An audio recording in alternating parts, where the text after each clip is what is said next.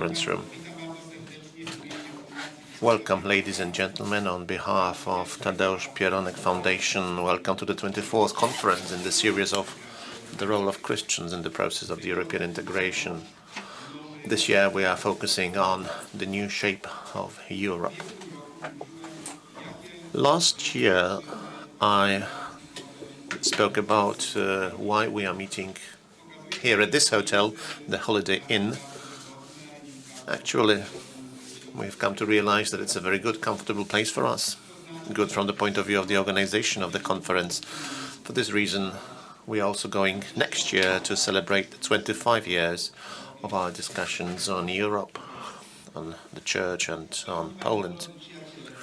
Ladies and gentlemen, dear friends, without any further ado, I suggest we don't really welcome in an exquisite way our participants. I would just like to give the floor in a while to Andrzej Halicki, Vice Chair of the European People's Party Group in the European Parliament, and then I will give the floor to Dr. Adam Jarubas, Co-Chair of the Polish Delegation, also to the European People's Party in the European Parliament.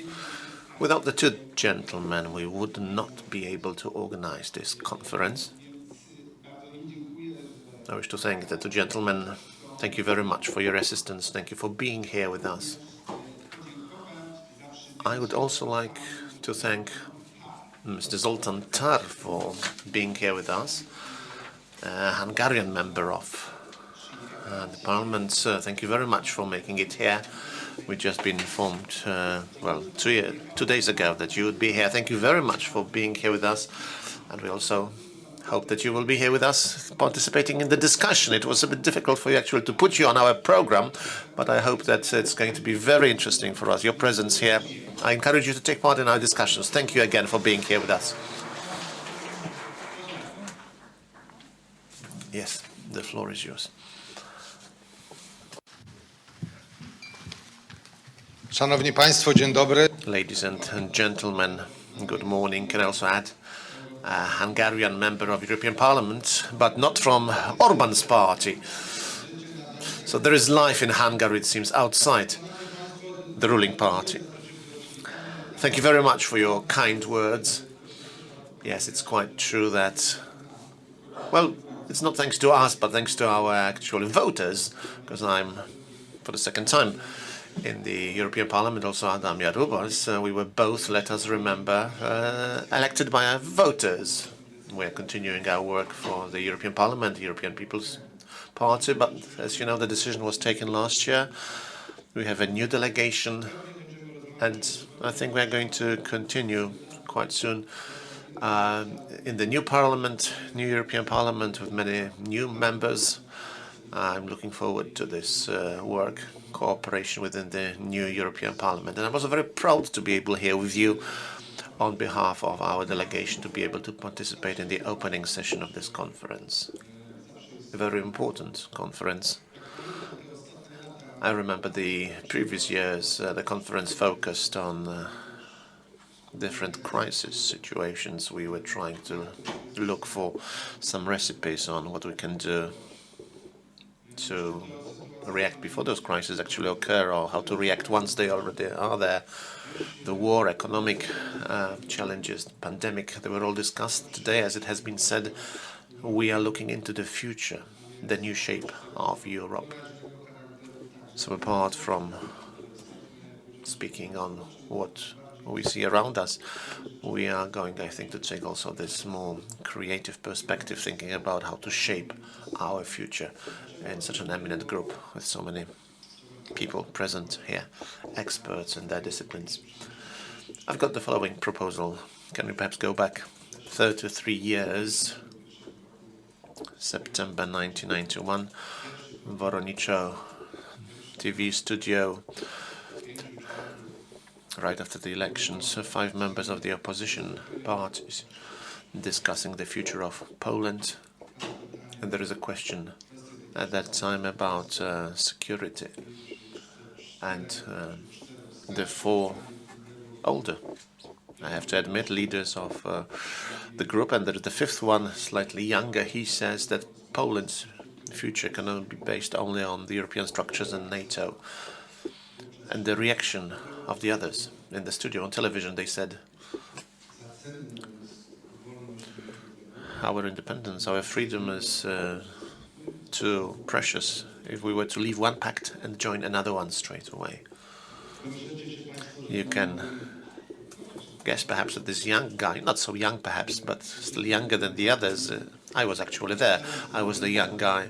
And returning to Bielany, where I used to live, near the steelworks in Warsaw, well, I was going back there in the evening from the television studio. We didn't have mobiles at that time, of course. It was not possible for me to check what the reactions online were to what I said. Maybe I was quite wrong, but I heard ambulances. I heard sounds of cars around, and then I thought, well, the Red Army is still stationed in Poland. Maybe actually what I said is going to lead maybe to an intervention of the Red Army in Poland. I was not really quite sure what was happening. When I got back home, I checked. Hopefully, no new martial law introduced, but I was really worried when I was traveling back home. Well, someone said that if you are too naive, you should not get into politics. I started actually doubting what I said myself, although my comments, of course, resulting from my inner voice, my soul, my mind, and my deep beliefs were presented at that time. Why do I go back to this event? Well, for us today, it is, well, quite evident. The decisions were taken very speedy, quick changes around us, and now we are where we are within the structures that make it possible for us to receive considerable financial support in crisis situation as today, but also the security on the other hand within the international security, or the organization that grants us this security. I am deeply convinced that we are in a completely different place when compared to 30 years ago. We don't very often think about it, or we don't really speak perhaps too often about those changes. Although 4 politicians out of the 5 that I mentioned in television studio, they are still active politicians. Well, simply the situation is very dynamic around us, and it is important for us to have dreams. Sometimes the dreams that might seem at first sight impossible to achieve, because politics is not only about crisis management linked to stressful, difficult, indispensable decisions that have to be taken in politicians' lives, but there is also something that we call mission among us and you participants. I think this is what you realize, this is what you know, that in life also it's good to have a mission, deep convictions that govern your actions. This is, I think, what is most precious in the life of politicians, to have this mission and in a sometimes brave, bold way try to convince others to accept such a position. So hopefully towards the end of the conference we will come up with a mission, and then we'll be able to implement such ideas in practice. Best wishes to all of you, ladies and gentlemen, and I hope that the organizers are going to continue with their dream, so that this conference and the award linked to that, and also the high level of this conference, is going to continue, even grow, and at the same time build this conviction that perhaps in other countries there might be a need for similar conferences. Thank you very much for your invitation. I wish you all the best.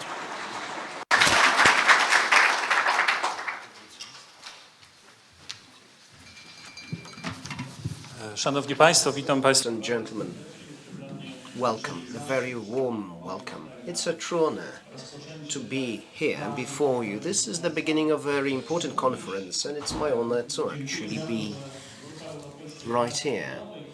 The EPP group is represented here. The deputy head of the Polish, or rather the deputy head of the whole EPP has just been speaking, and I am the head of the Polish group in the EPP, in the European Parliament. Our group, our delegation, can co-organize yet again this excellent Polish conference.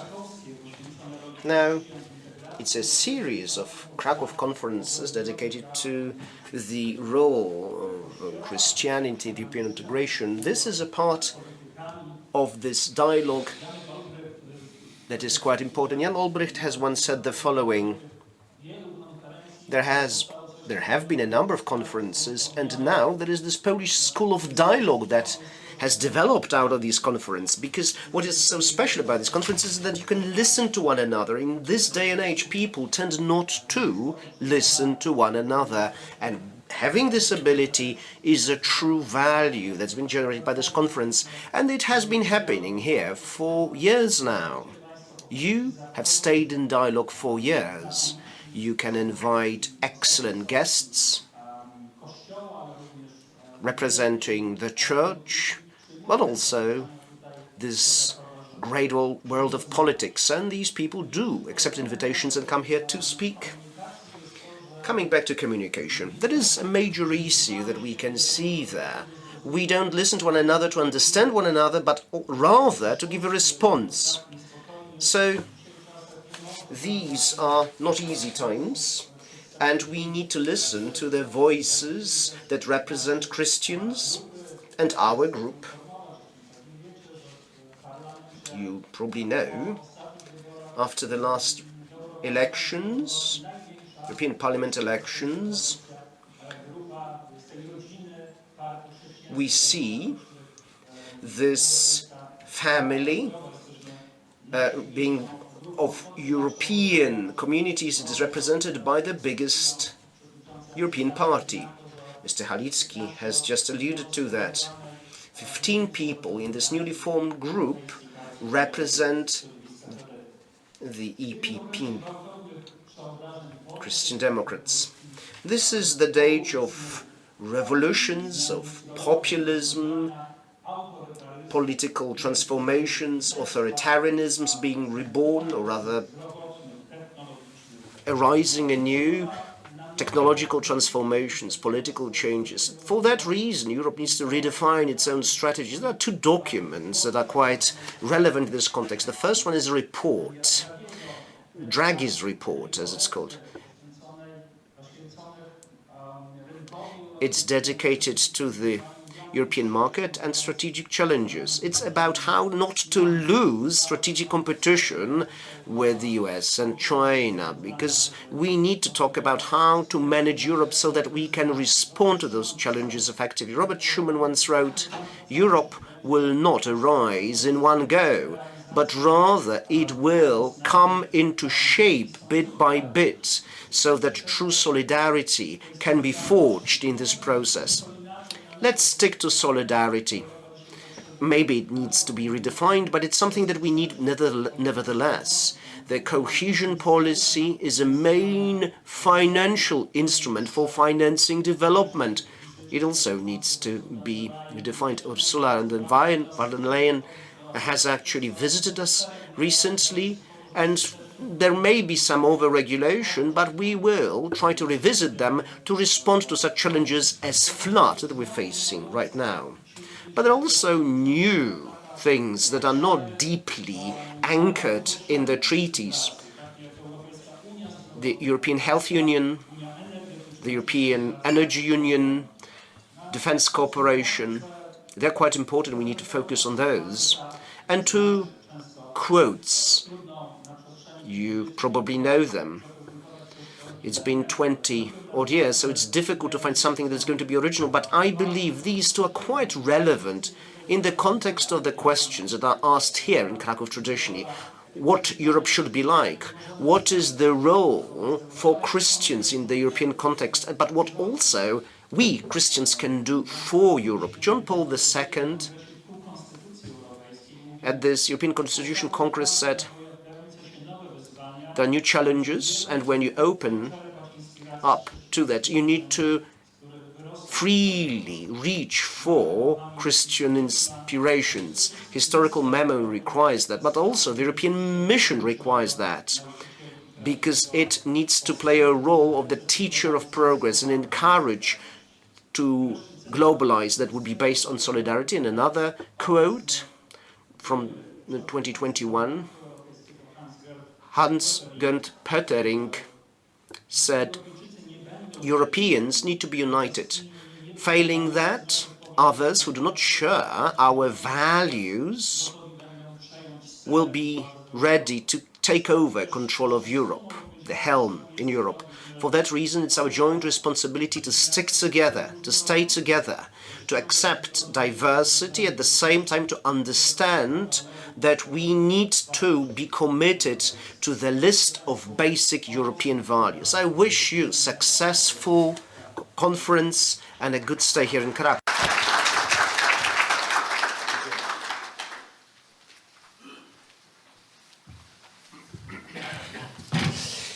Szanowni Państwo, drodzy przyjaciele. Ladies and gentlemen, dear friends, we have changed the structure of our conference somewhat for a reason.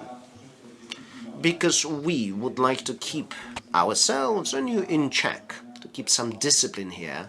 Now, there will be two events outside of this hotel. At 7, if you want to, you can meet us at Holy Mass. Świętej, gdzieś plus minus na godzinę 19. At 6, the Holy Mass at 6 at Church of Saints Peter and Paul, Gotska Street, and then at 7, In Veritate Awards will be presented. Please take the invitations that you received in your packages. Now,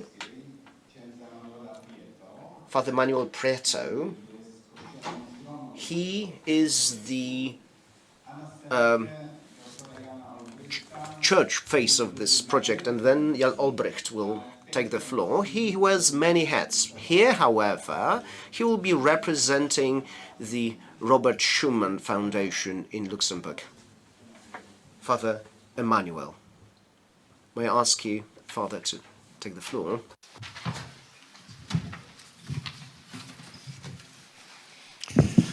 So, dear friends, very happy. It's a great pleasure for me to come to this beautiful city and so significant city of Krakow for this annual conference organized by the Tadeusz Pieronek Foundation, together with others, including COMECE, the Commission of the Bishops' Conferences of the European Union, of which I am the Secretary General.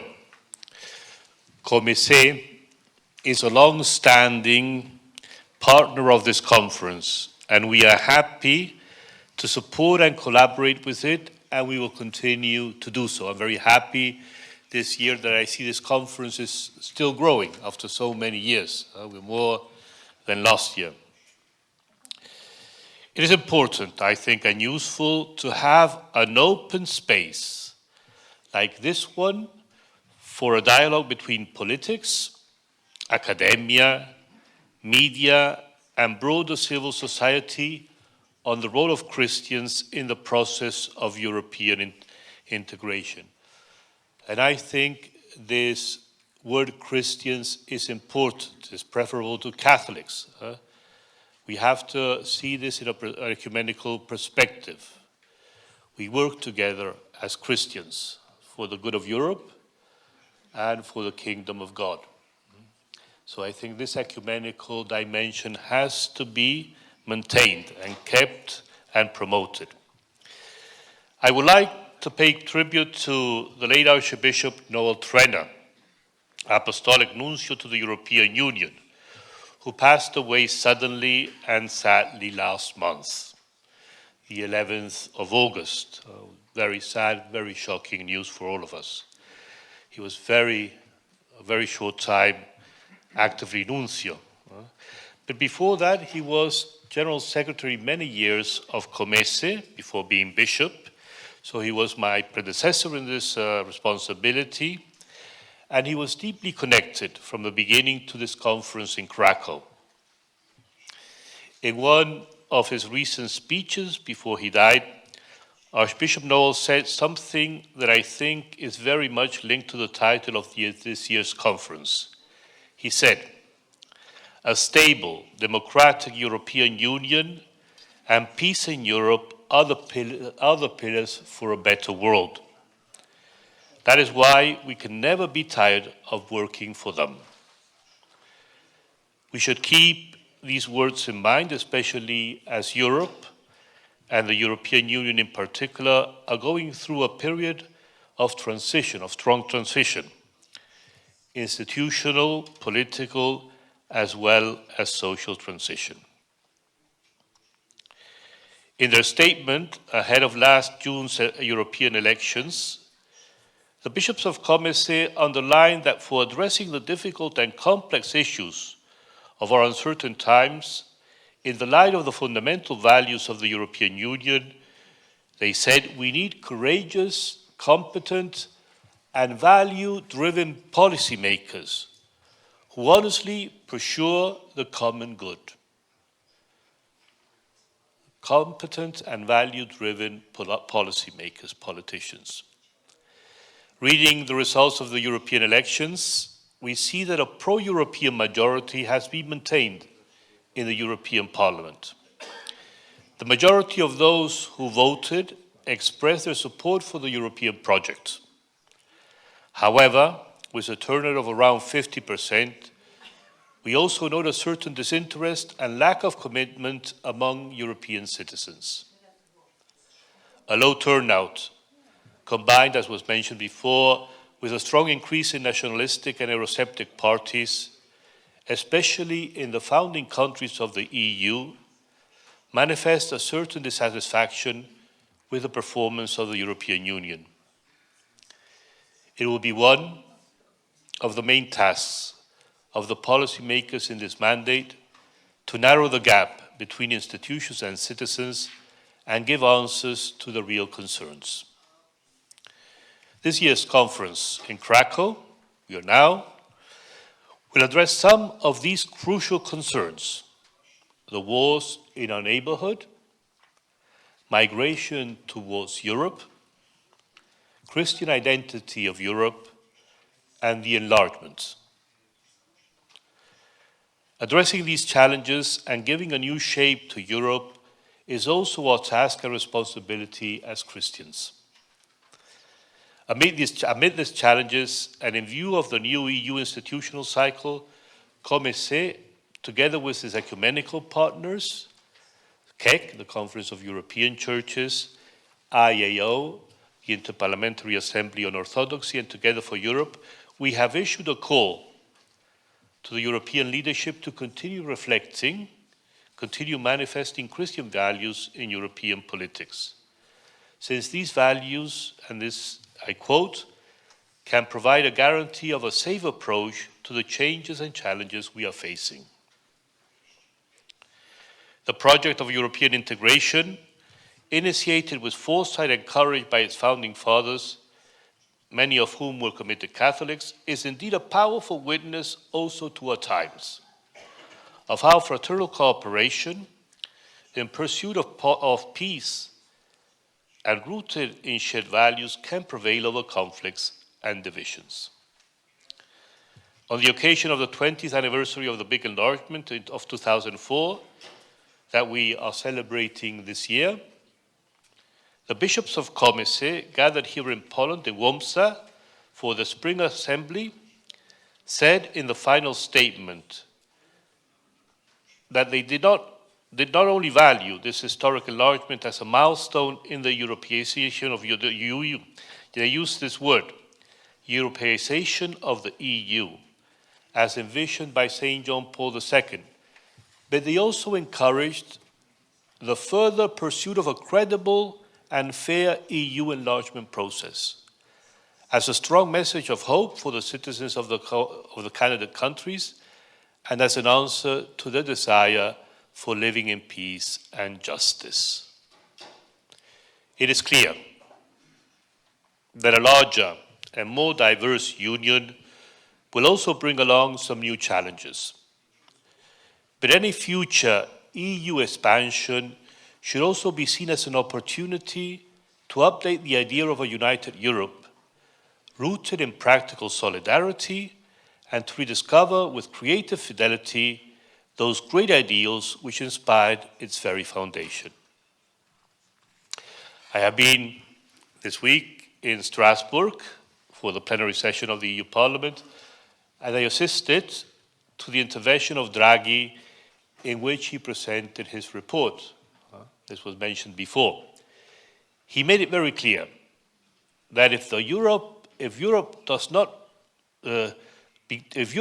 become more productive and competitive in this challenging and changing geopolitical and technological context, it will risk not only its prosperity, but also not being able to maintain and deliver on its values, which is its raison d'être.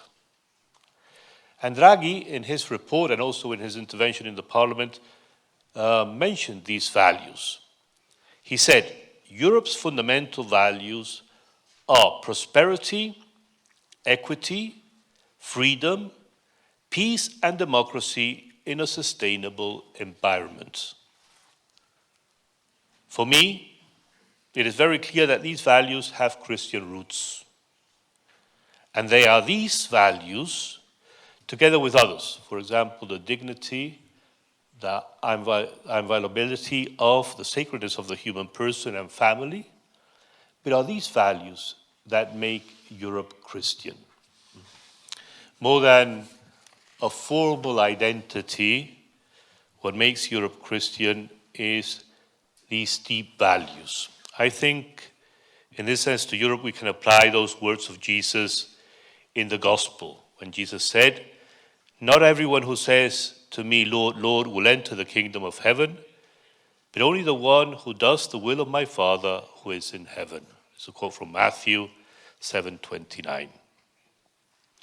Let me conclude by quoting Pope Francis, who in a recent message encouraged Christians not to be surprised nor afraid of a cultural context that has changed and become more secularized, but rather to strive with renewed motivation to find ways and means to reduce the polarization and to remain open towards the world around them.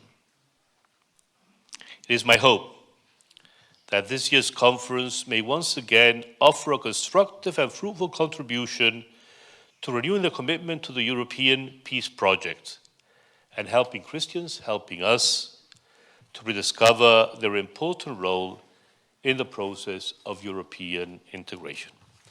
Thank you very much for listening.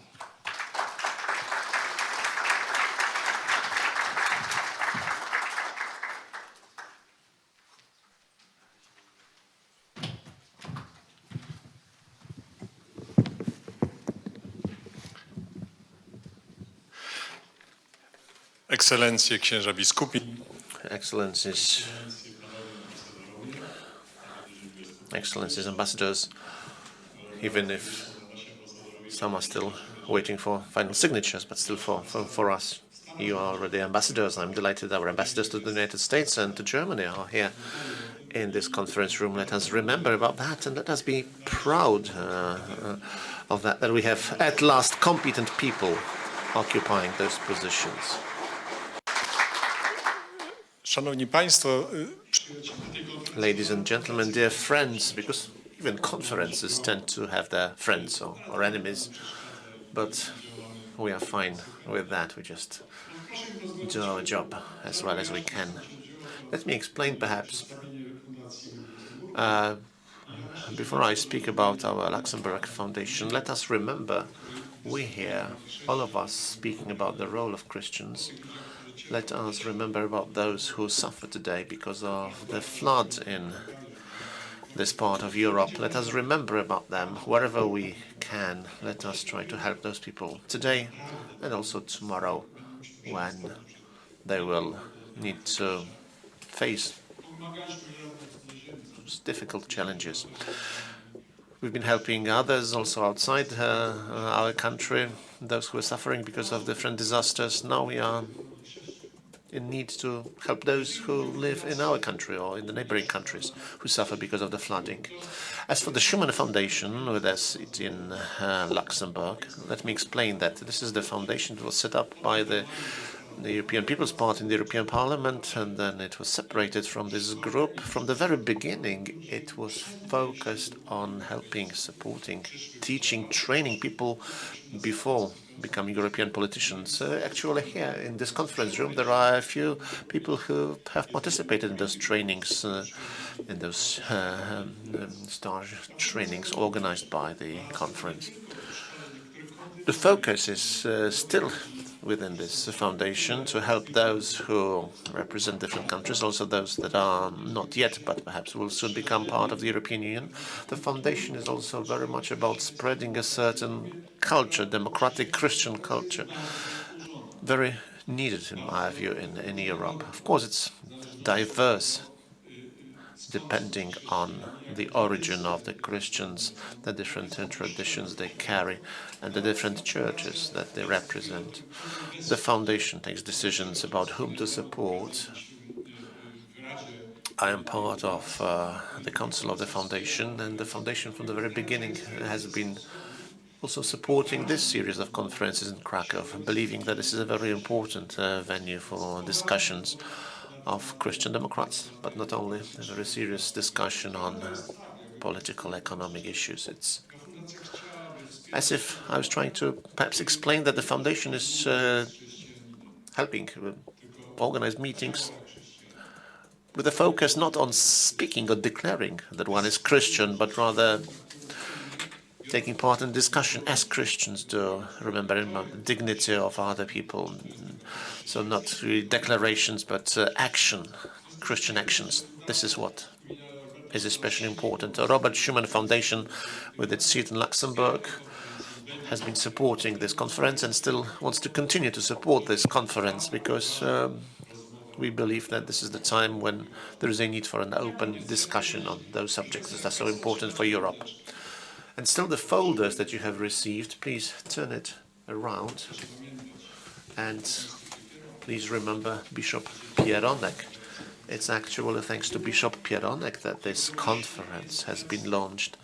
His way of thinking is still here with us. He said, the reason I am bishop is for me not to fear.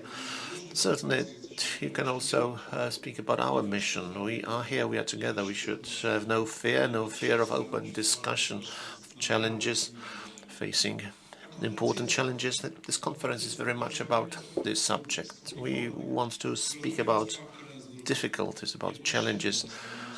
We do not need any ceremonies and meetings where we are just going to praise one another, but let us follow Bishop Pieronek. We always speak about this conference as a post-Pieronek series of conferences. Thank you very much.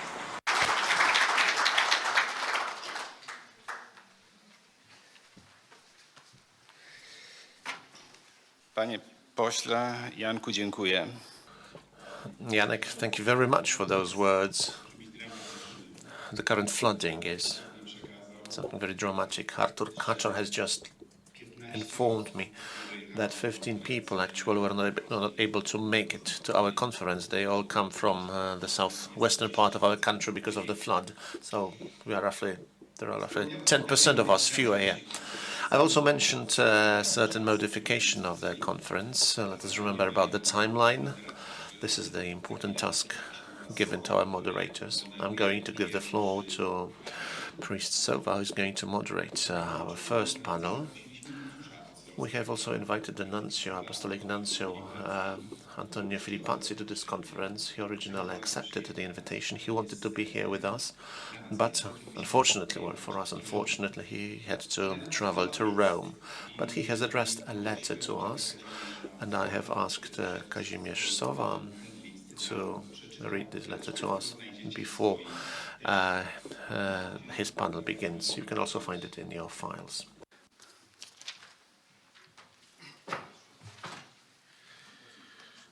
Dzień dobry, witam Państwa serdecznie. Tak jak... Good afternoon, ladies and gentlemen. As Rafał has just said, we have received words of the Apostolic Nuncio, Warsaw, the 14th of September 2024, Apostolic Nunciature in Poland. I wish to warmly greet all the participants on the 24th International Conference organized by the Bishop Tadeusz Pieronek Foundation on the role of Christianity in the process of European integration. The conference program presents a series of far-reaching questions which are certainly not easy to answer, partly because the views on those matters are highly diverse and sometimes mutually opposing. It begins with the great question, is Europe still Christian? This issue somehow recalls the mysterious and unsettling words of Jesus Christ.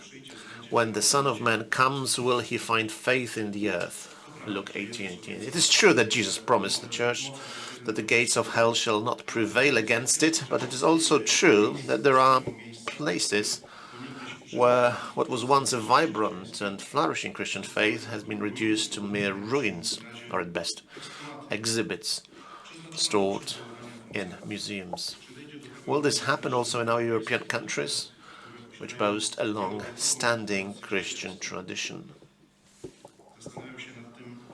Pope John Paul II reflected on this issue in his apostolic exhortation, Ecclesia in Europa. He wrote, when the Son of Man comes, will he find faith on the earth?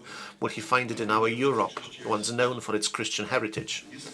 This is an open question which clearly points to the depth and drama of one of the most significant challenges that our churches must face. As was emphasized during their synod, this challenge often does not lie so much in baptizing new converts as in leading the baptized to a conversion to Christ and his gospel. In our communities, we must take serious care to bring the gospel of hope to those who are distant from faith or those who have abandoned the practice of Christian life. Those who no longer practice, perhaps, Christian life. Therefore, what truly matters is that we must respond to those questions posed by the Son of God. The question is also raised at this conference. We must reply to that, speaking about the need to base our everyday life, professional life, also on faith on Jesus Christ.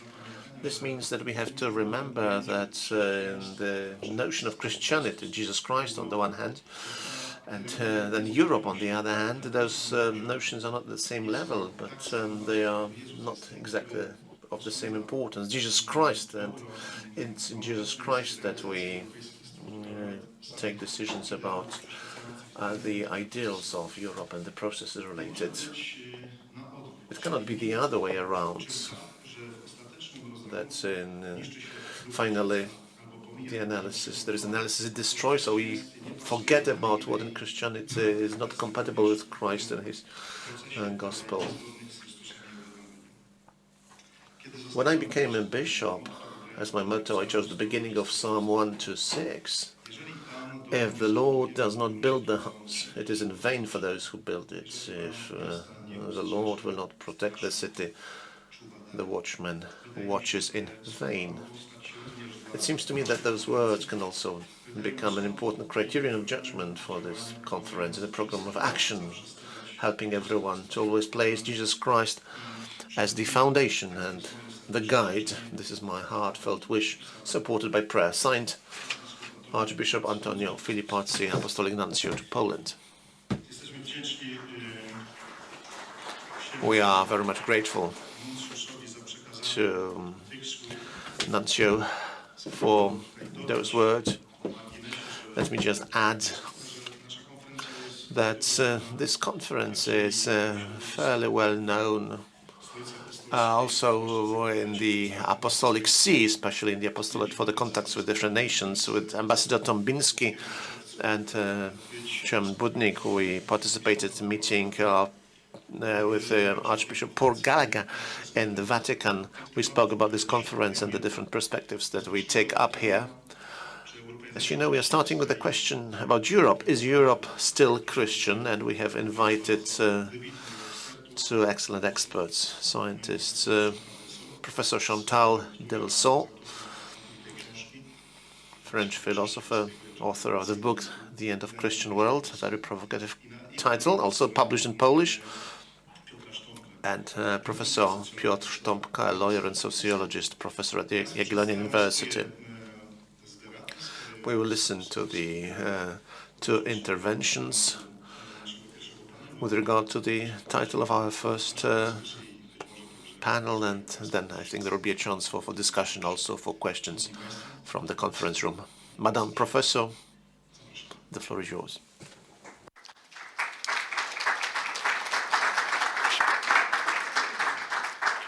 Panie profesorze, zapraszamy tutaj już. Professor,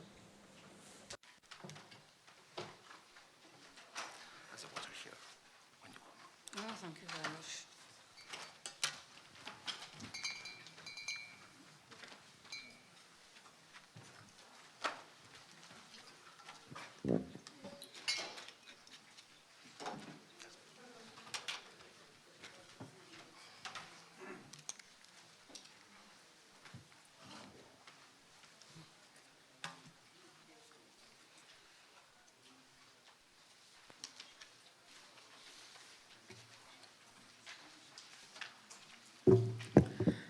Dear friends, thank przyjaciele, dziękuję za powitanie Państwa tutaj w Krakowie. Bardzo lubię to miasto. Tak było od pierwszego dnia, kiedy z Jackiem Woźniakowskim, dawno temu moim przyjacielem, przyjechałam tu po raz pierwszy. Ile mam do dyspozycji? Pół godziny? W świecie europejskim, XXI-wiecznym, chrześcijanie nie mają set moral standards and dictate good conduct for states and individuals. And as they did a century ago, Christianity represents the crucible of our origins. Even if Christian roots have been rejected by European states, it's a pity, in the throes of self-shaming.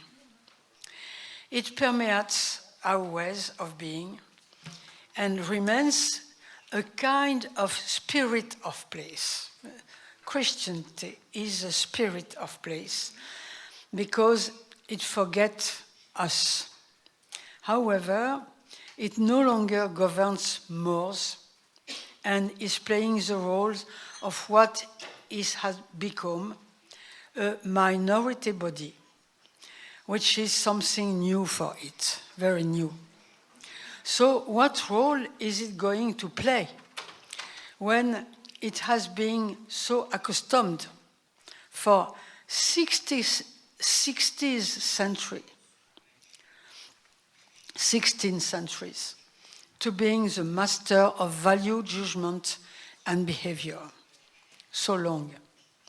After the revolutionary season of the 18th century, which was a spiritual and intellectual shock for European minds, Christianity valiantly withstood this great upheaval.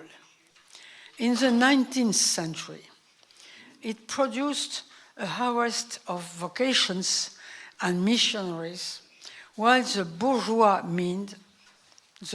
mind gradually drifted away from the face of its ancestors. The irresistible spread of modernity took place despite Pius IX's syllabus of 1864, while rejected all modern ideas. Christianity appeared outdated and obsolete, and in the 20th century, it produced a feverish, brilliant explosion of ideas aimed at modernizing it. This was done with the Vatican II Council in 1965 and 66. Too late, too open, debates are still going on about this in an attempt to understand why the council was followed by a collapse, really collapse in Western religious practice, differing from country to country. But my aim is not to describe the anatomy of a fall, to borrow the title of a famous recent film. nor to engage in religious sociology. I had liked to show how, over the past half-century of effervescence and anxiety, even panic, Christianity has been prey to its familiar demons. And why I believe that a Christianity freed from its demons will be a great help to our anxious contemporaries, to us.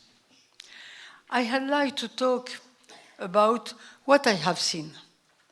I studied philosophy at the University of Lyon in France 50 years ago, very long time ago.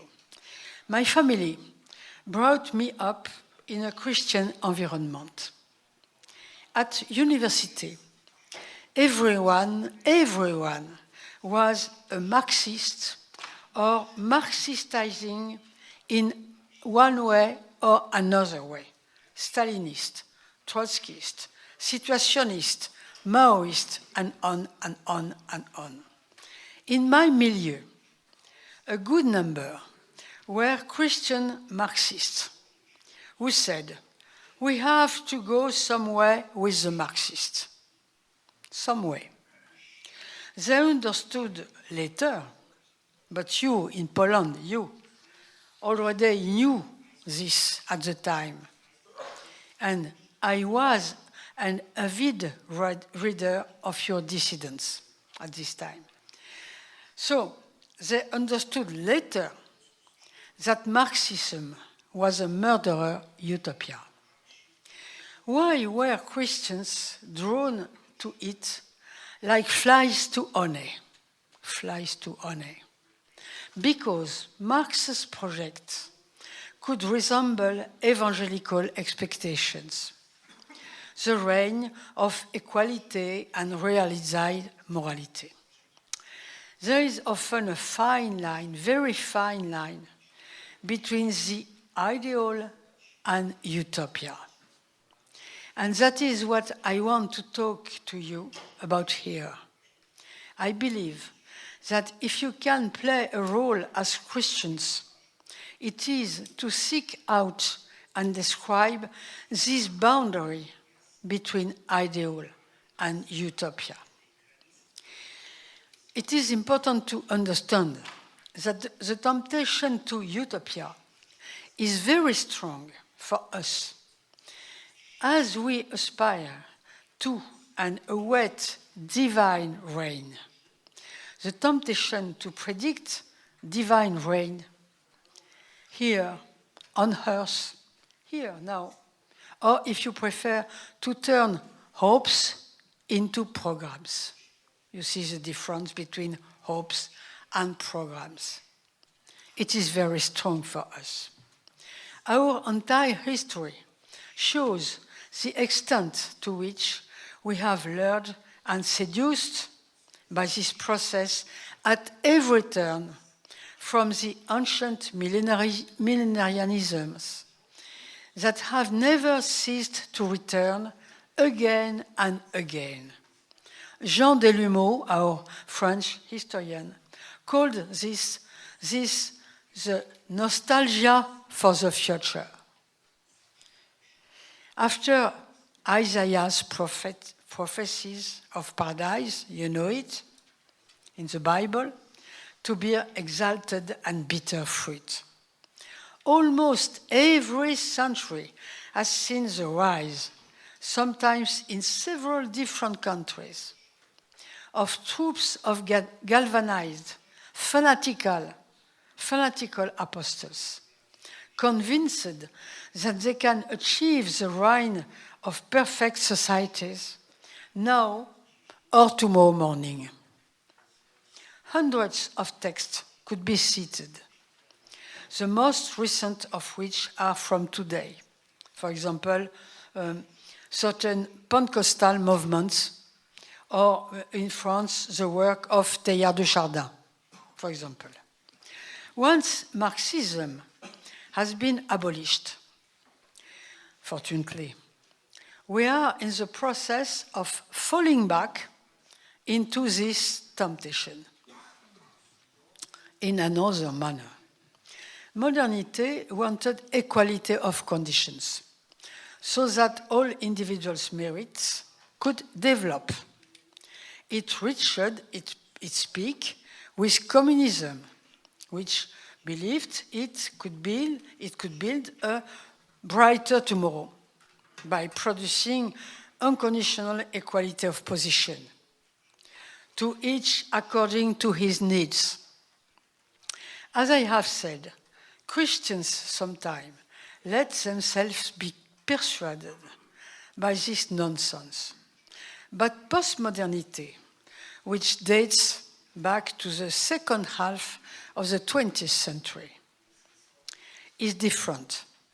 It no longer believes in tomorrow's dream and other millenarian reveries. It establishes paradise today and in a compulsory way through generalized normative equalization. It may have been called postmodern inclusion, like said a sociologist, my colleague, French colleague Philippe Diribarne, for example. But for me, I call it humanitarism. It's another word. It is a thinly wide reworking of the gospel and Christian text, but transcribing them to the letter and imposing their realization here and now.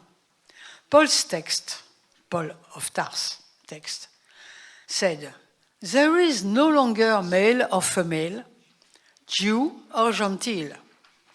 It becomes, genders no longer have any meaning and are interchangeable, or original identities no longer have any meaning and must be forgotten in all cases. First and foremost, there is a moral will to take every difference into account with equal care, without prejudging talent or merits.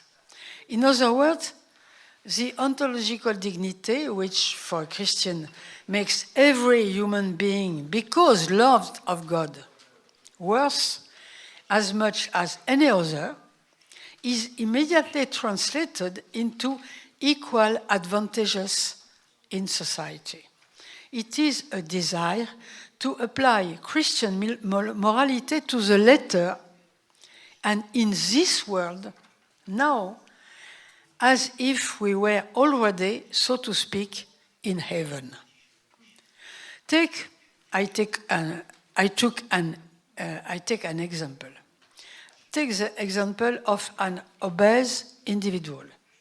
According to Christianity, he is as worthy as anyone else, ontologically, since he is as much loved by God.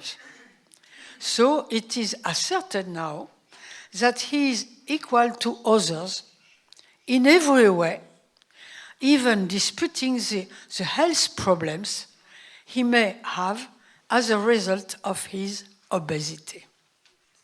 But this is my point. The success of postmodern humanitarianism is immense among today's Christians. This is my problem. They are succumbing to it in droves, just as they did half a century ago when they fell in with the Marxists. It is likely that these 21st century Christians, sorry to find themselves in the minority, believe that they will find a new lease on life by adopting the postmodern thesis that advocate in evangelical equality achieved now. This appetite for what was to become today's inclusion or humanitarianism can already be found a century ago in eminent texts. For example, Bonhoeffer, Pastor Bonhoeffer, for example, and several authors from the early 20th century wound up against this drift. For example, Scheller or Chesterton. It is not really new, but very important now. Today, however, it is widespread. Any differentiated treatment is discriminatory.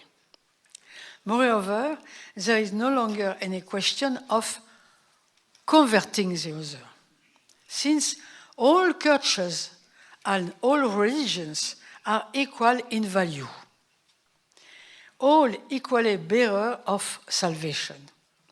In other words, equality extends not only to individuals, but to values, thereby annihilating the idea of truth.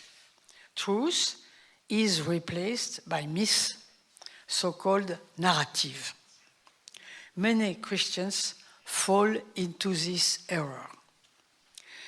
With the adoption of inclusive or humanitarianism and its capture by religion, some Christians feel not only that they are in line with modernity, which they are ashamed to have too often disdained, but above all, that they are finally faithful and completely to the message of Christ. It's true that the Enlightenment in the age of globalism can lead up to believe that divine reign has been achieved. World government, general brotherhood without borders, the law of love, through the suppression of modus identity. I have a little time. As we see, for example, in Gaudium et Spes, Vatican II Pastoral Constitution, we are told that we are going to regenerate the world with pure children of God, or if you prefer, go for redemption without taking the incarnation into account.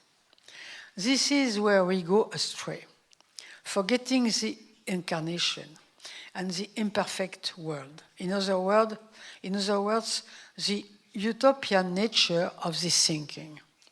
Here we are in post-Marxism, and once again is that all-too-common error that Charles Péguy described among Christians. He said, mysticism devoured by politics. We are not at all in a continuation of the gospel, but in a continuation of millenarianism and anti-Christian ideologies. These utopias take on a new form at every moment, and they are reborn with 7 heads every time one is cut off, like the famous Hydra. Their hold is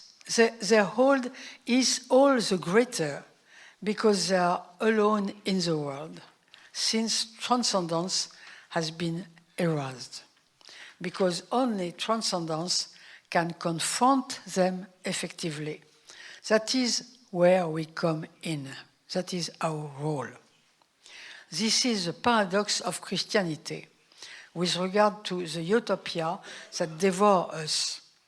It is always tempted to succumb to utopias because its ideal and its hope is a kingdom that is not of this world. And at the same time, it is precisely the only one capable of resisting them, because faith in the transcendent makes it understand that this incarnate world is in comparison. The incarnate world, the one in which we live, the one, and from which we will not emerge until salvation, must constantly come to terms with imperfect reality. This is why we differentiate between ontological equality and dignity, which makes each of us, even if ugly, disabled, stupid, or weak, a creature equal to others through God's love for us, and human and social inequality due to varying merits and abilities. In the postmodern era, it is extremely difficult not to succumb to utopias because technology enables us to transform nature to our will. And we don't know at what point harmful excess begins. Where does equality end? What differences should be preserved? Should we wish for, want, and achieve indifferentiation between men and women, between cultures? Would this be an evangelical achievement? This brings us to the question of human nature, or what I prefer to call the human condition. Heidegger said in his Lettres sur l'humanisme that man is the shepherd of being, the shepherd of being. By this, he meant not a demiurge who creates being, but exactly the opposite of a demiurge. A poor shepherd, he said, a poor shepherd, destined to safeguard what is, to prevent being from being ransacked, denatured, violated. From this image, we could say that the Christian is the shepherd of being. He is obliged to be constantly on guard against the incarnate reality of the world, because he knows the distance between transcendence and worldly reality. He knows that he has been sent into the world like a sheep among wolves. Matthew 10:16. He knows that he is not in this world to transform it into paradise from the start, which would quickly turn it into hell, but to propose a conversion that will never end, for he is not a demiurge, but a gardener. As the shepherd of being, he protects all that lives and exists in this world, because he is not the great separator between wheat and chaff, but a simple and fervent gardener, an admirer and not a judge. However, the question is more complicated, for we were not placed in the world to water it and watch it grow as it is in wonder. No, we are here to make it grow and to transform it for the better. And that is where the questions come in. How far can we go? To put it another way, our destiny is a paradox between rootedness and emancipation. How far can we defend the former, rootedness, and how far can we deploy the latter, emancipation? How can we accept this paradox without letting it explode in our hands? Christians believe that there is a cosmic and anthropological order, a world order, for they see the human world as a creation of a rational author, a designer of laws. It is because Christians believe in a world construct according to laws that Christian civilization invented and developed science. You can see Whitehead and Needham.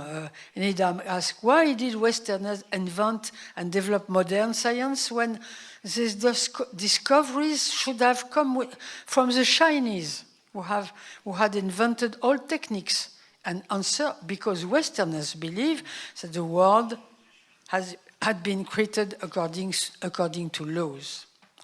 It is a theological presupposition that enable the scientific spirit, says the scientific Whitehead. Christians believe in structuring laws that explain our reality, and for this reason, they can radically oppose the modern and postmodern axioms, Marxism, then inclusive thinking, that say everything is possible and nothing is true. Everything is possible and nothing is true. Christians believe that not everything is possible, because the laws of reality, anthropological, for example, place limits on the human will to change. And they believe that there are universal, intangible truths represented by these laws. This does not mean that Christians are in position to describe these laws, to draw up a catalogue of them, so as to set their dictation in stone. No, quite the contrary, in fact. And those Christians who imagine this, and there are many in the past and present, are sadly mistaken and are destroying the very beliefs they seek to serve. And I will finish with this. I mean that the role of Christians is only to question what we might call natural law, not with the aim of finding a definitive answer to this question, no, but with the aim of constantly asking the question at all time and in all situations, because there is no answer to this question because of the historicity of human existence, its fluidity, the diversity of cultures.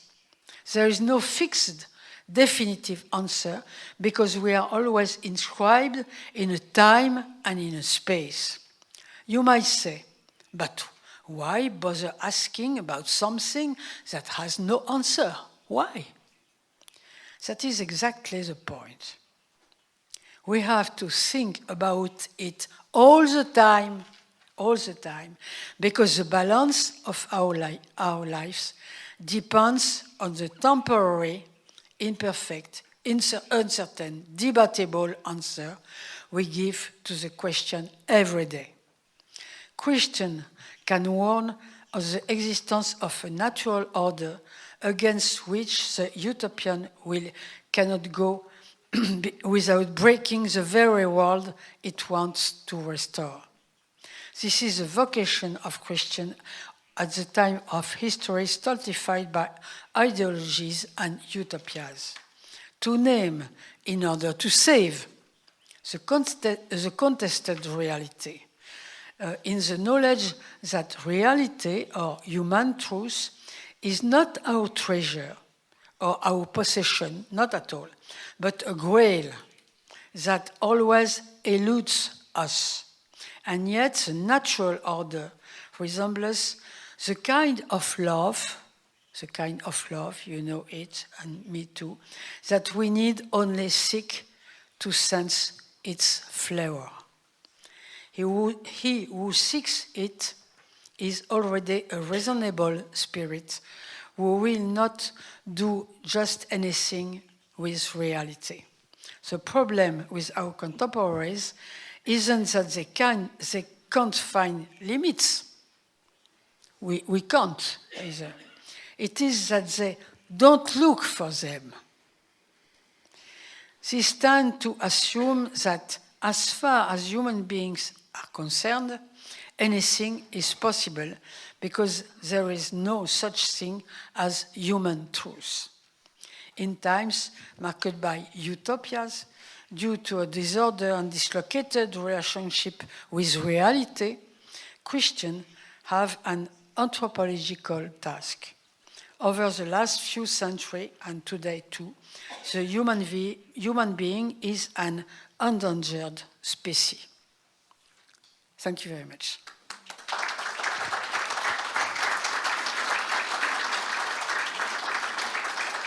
Bardzo dziękujemy pani profesor za to filozoficzne.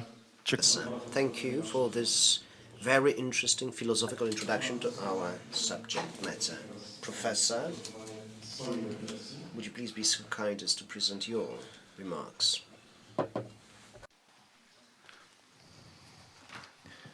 Yes, please. Mam wrażenie, że będzie także ze względu Professor, I believe that your take will be somewhat different also because of your profession. Is it still Christian? Is Europe still Christian? If not, what have we lost?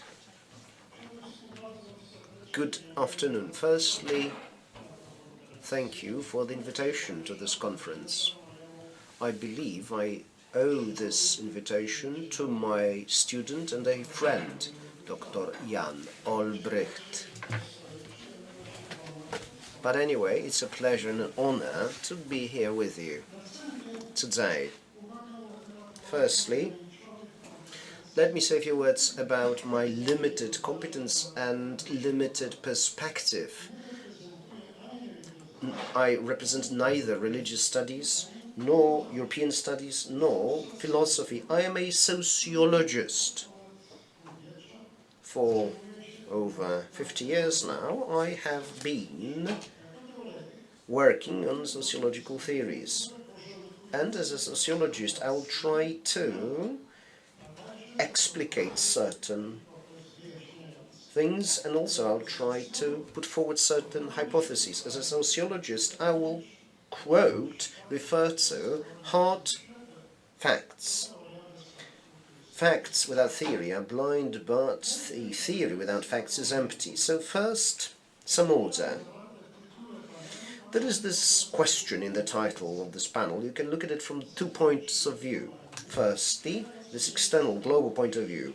We are asking about the place of Europe in the world, religious-wise. The second one is internal, continental one.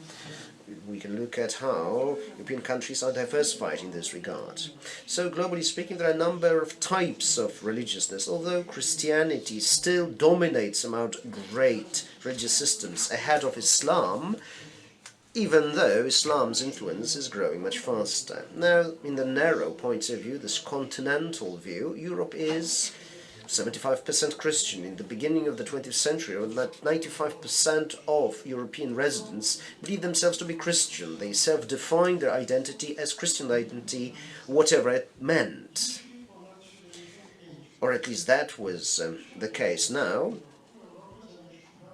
Now it's over 75%. In 1900, Europe contained 9 million Muslims. Today, there are as many as 63 million Muslims, but it is still a minority, despite the fact that you can have many mosques in Europe and you can see women hidden behind hijabs or burqas in the streets of European metropolis. So whenever I talk about religiousness in Europe, I will be speaking mostly about Christianity. Now, different aspects of religiosity. Firstly, the subjective, the awareness, the beliefs and emotions that refer to the transcendental plane, to sacrum. In short, it's about faith. Now, there is a question that we need to think about. Is, in this regard, Europe already post-religious? The second aspect is behavioral. So certain practices, religious practices, certain customs, habits. In other words, what is done within the church community. So here, the following question needs to be asked: is Europe post-church in its nature? And the third aspect is axiological, certain values and rules that are legitimized religiously. And here, we need to ask another question: is Europe post-gospel in its nature? Is Europe post-gospel? If you say yes to all three questions, you may declare the end of religion, the end of God. Before I tell you what I think about that, I'll use a metaphor. There is this Polish poem. Today, you could say that if God showed himself over this burning bush, he could say rather, the news of my death is largely premature. However, a sociologist must not limit himself to declarations only and to presenting his own worldview. We need to quote facts. And there is this Pew Research Center. It conducted a poll, a study in 107 countries of the world. The sample exceeded 200,000 people. They approached over 200,000 respondents. Now, globally speaking, you can see that religious is very diverse. That is, only every 10th person is religiously involved in Sweden, Denmark and Finland, but this religious activity reaches 90% in Indonesia, in African countries such as Senegal, Tanzania, Zambia, but also in Latin American countries such as Honduras and Guatemala. Now, when you look at Europe, you will see as a special continent, religiosity-wise. You can see that Europe is very distant from religion, but at the same time Christianity is moving southwards, especially in Africa rather. Also, there is growing religiousness in such countries as Latin American countries and North American countries. And in Europe, we can also see huge distinctions. There is diversity. Every 10th person believes that religion is important in their lives in Scandinavian countries, but there are similar results in Switzerland, in France, in Germany, in Belgium, in Austria. On the other hand, in such countries as Italy or Spain and Ireland, this ratio exceeds 20%, in Poland 30%, in Portugal, Serbia, Croatia, Moldova 40%, in Romania 45%. I'm talking about the declaration. I believe religion to be very important in my life. It's a subjective declaration. 45% Romanians believe this. You can believe that or rather, let me rephrase that Northern Europe is the sphere of post-religious area. But when you look at atheism, you can see a different point of view. So let's look at the ratio of declared atheists. 23% declared atheists in France, 18% of the declared atheists in Sweden, 17% in the Netherlands, 12% in the UK. In Poland, only 2% of people declare themselves as true atheists. So, you may reject certain religious dogmas, biblical dogma, but at the same time many religious do not reject spirituality and certain emotional convictions about transcendence, about the universe and how finite our journey in this world is.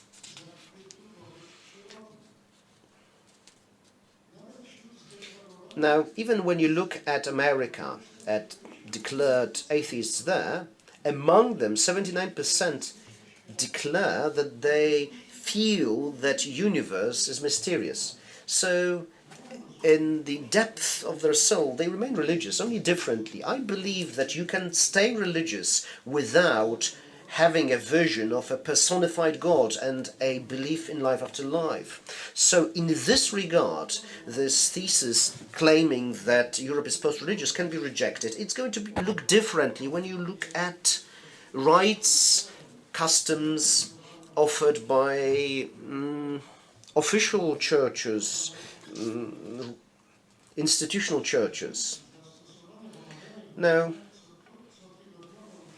they looked at two ratios there, namely at prayer, daily prayer, and participation in masses. So in this regard, 5% of the British people are religious, 6% among the Swiss. The same is true about Austrians and Germans, 10% of Danes and the French.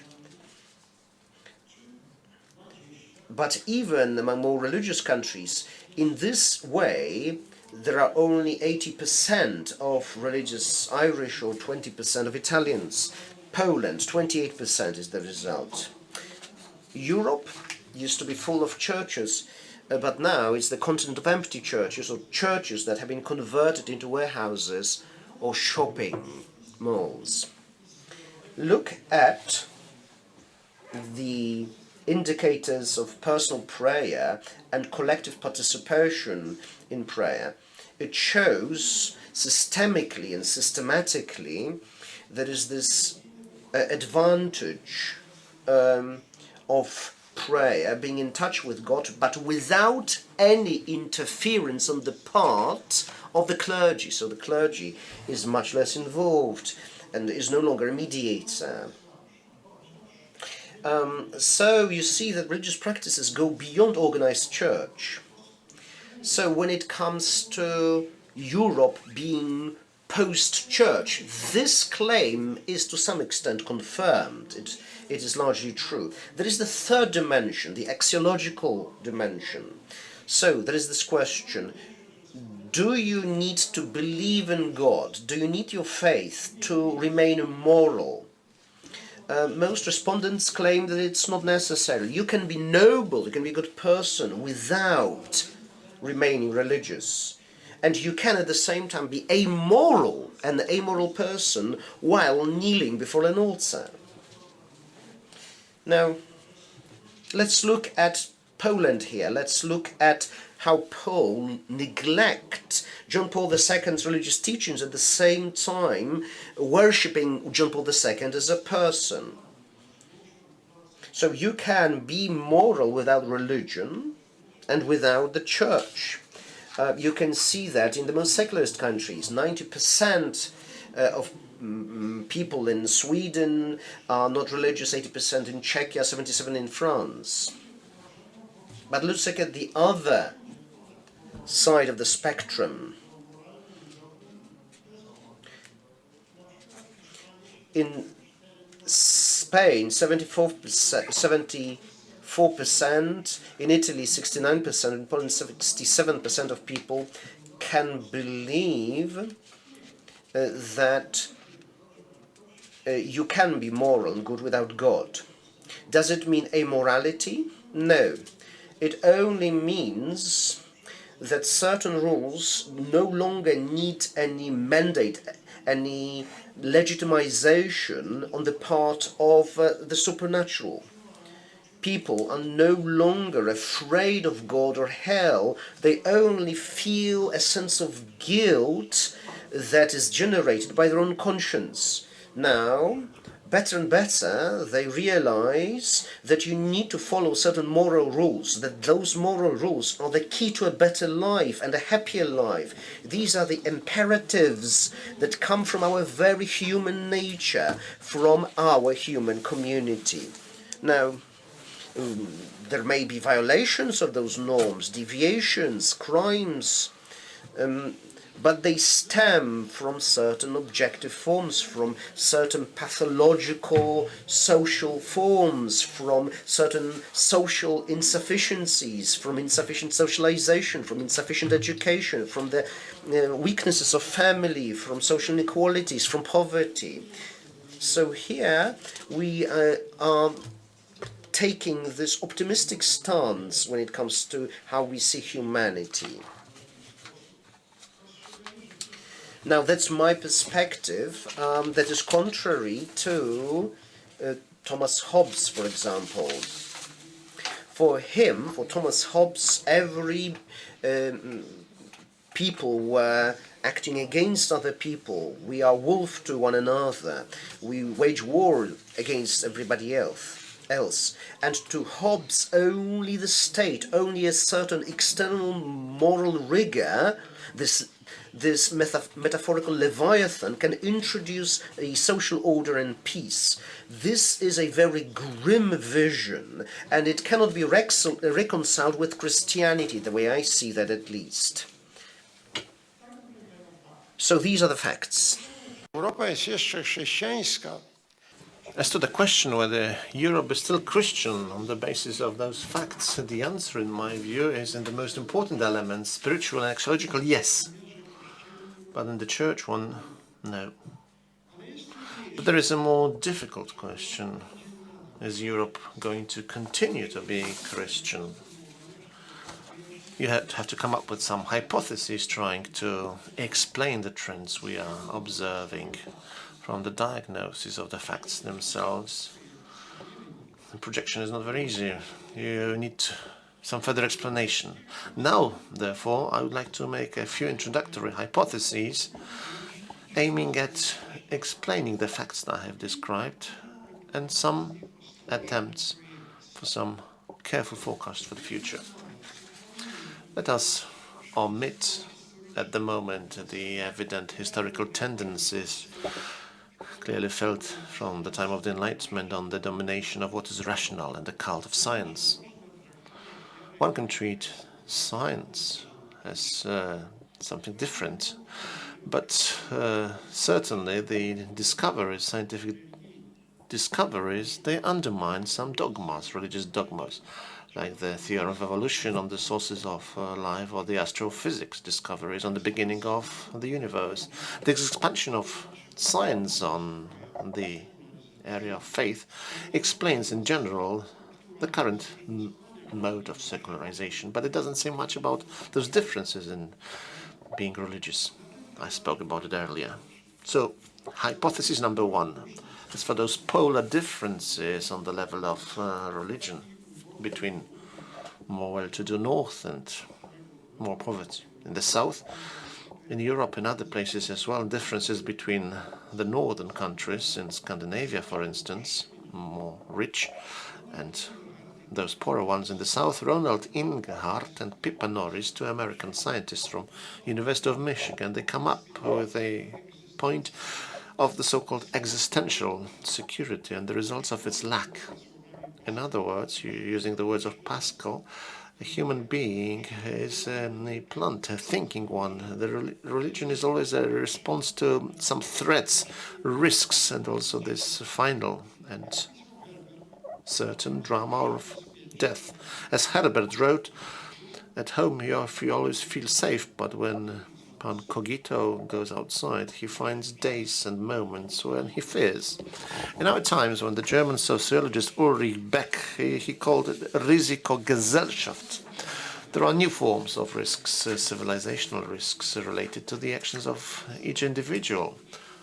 Technological catastrophes, pollution of the environment, pandemics, global warming, dramatic weather-related events, typhoons, floods, cyclones. And in spite of the progress of science, technology, nature is certainly still too difficult to be controlled. There are other elements, side results of civilization that actually strengthen those changes.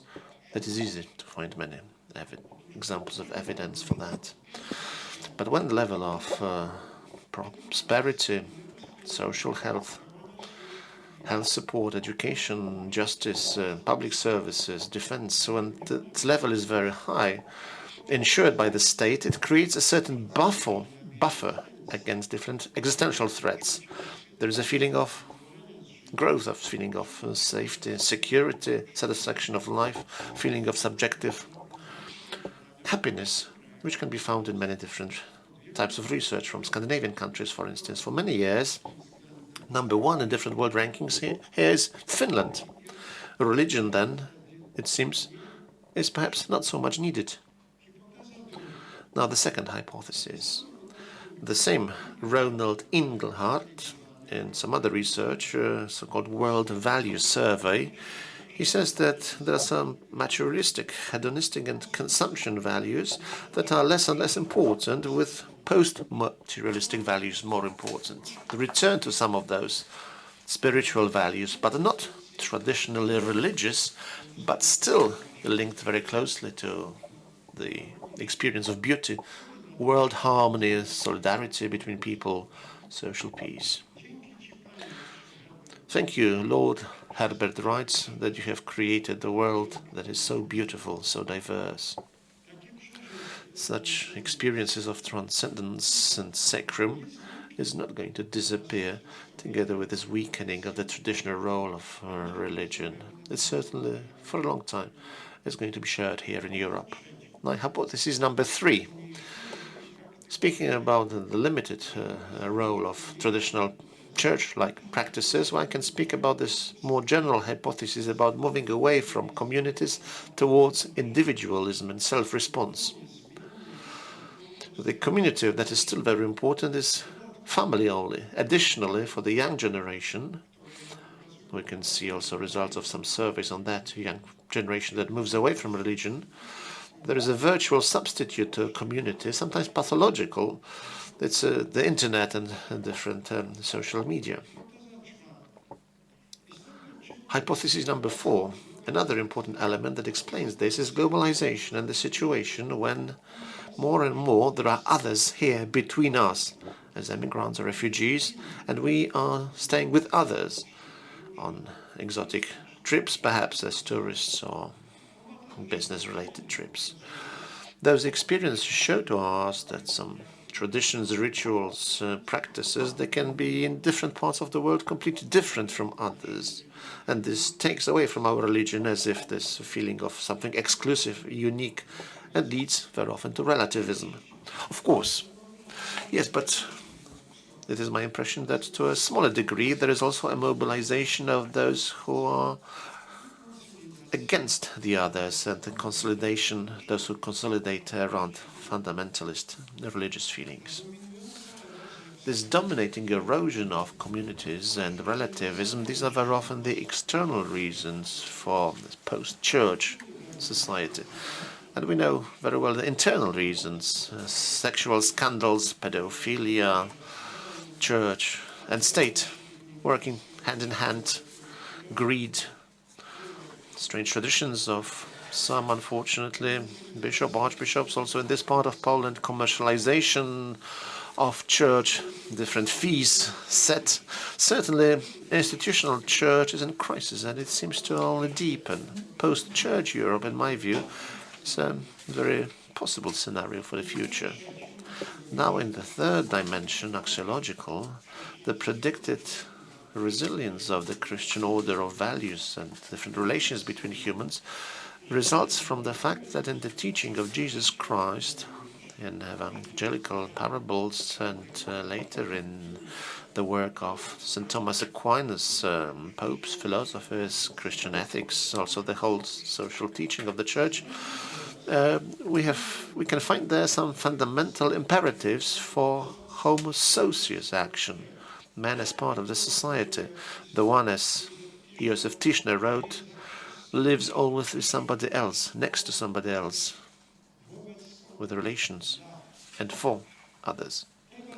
Those values, those rules related to the interhuman relations, inviolable dignity of every human person, love of the others, solidarity with others, feeling together, trust, respect, they are not imposed from the outside. They were not made up by philosophers or ethics, but they're a result of the very essence of humans and societies. They're not rational constructs. The reasons for they're related to us, to our way of thinking, but they are simply part of our social life. With regard to individuals, they are simply reactions of the heart, as it was described in the 19th century by Alexis de Tocqueville, or they can be considered a moral impulse, as the American intellectual James Q. Wilson writes in the 20th century.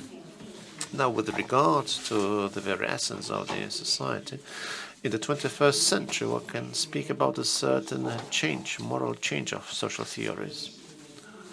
This is one of the main points of my book that is being published as we speak in the United States. about the new tendencies of different social theories. This moral change is very, very clear, especially has been clear since roughly 2000. After a period of time when we believed in Wertfreiheit, Max Weber spoke about this. The main sources of axiology and visions of a good society, they are searched today in different types of research, looking for facts, looking at the very constitution of our society. Some of the current theories on the society, they are based on the central role of some of the moral rules. For instance, the American theoretician Jeffrey Alexander analyzes interhuman solidarity, so important and a viable element for the public sphere, very important for the democracy as the foundation of civic society. Now, following in the footsteps of one of the creators of the sociology in the 19th century, Emil Durkheim, Jeffrey Alexander says that there is solidarity within any community, any social construct. Sometimes it's not very well felt, but it is better felt in unique, special situations. So as he says also, well, those words can be compared with those Polish special moments. I call it sociological miracles, those special times, moments when we, as if wake up, as it happened during the first pilgrimage of John Paul II. There were 1 million people participating in the Holy Mass here in Poland, the Błonia Meadows, not far from where we are. I saw people smiling at one another, helping each other, opening up, raising their heads. They were there together, not next to each other, but they were becoming part of a bigger whole, not only residents, but parts of a bigger society. A few days earlier, perhaps, they were closed off, maybe very often hostile to one another, and then somehow they changed. 2 years later, we had a similar feeling during the Revolution of Solidarity.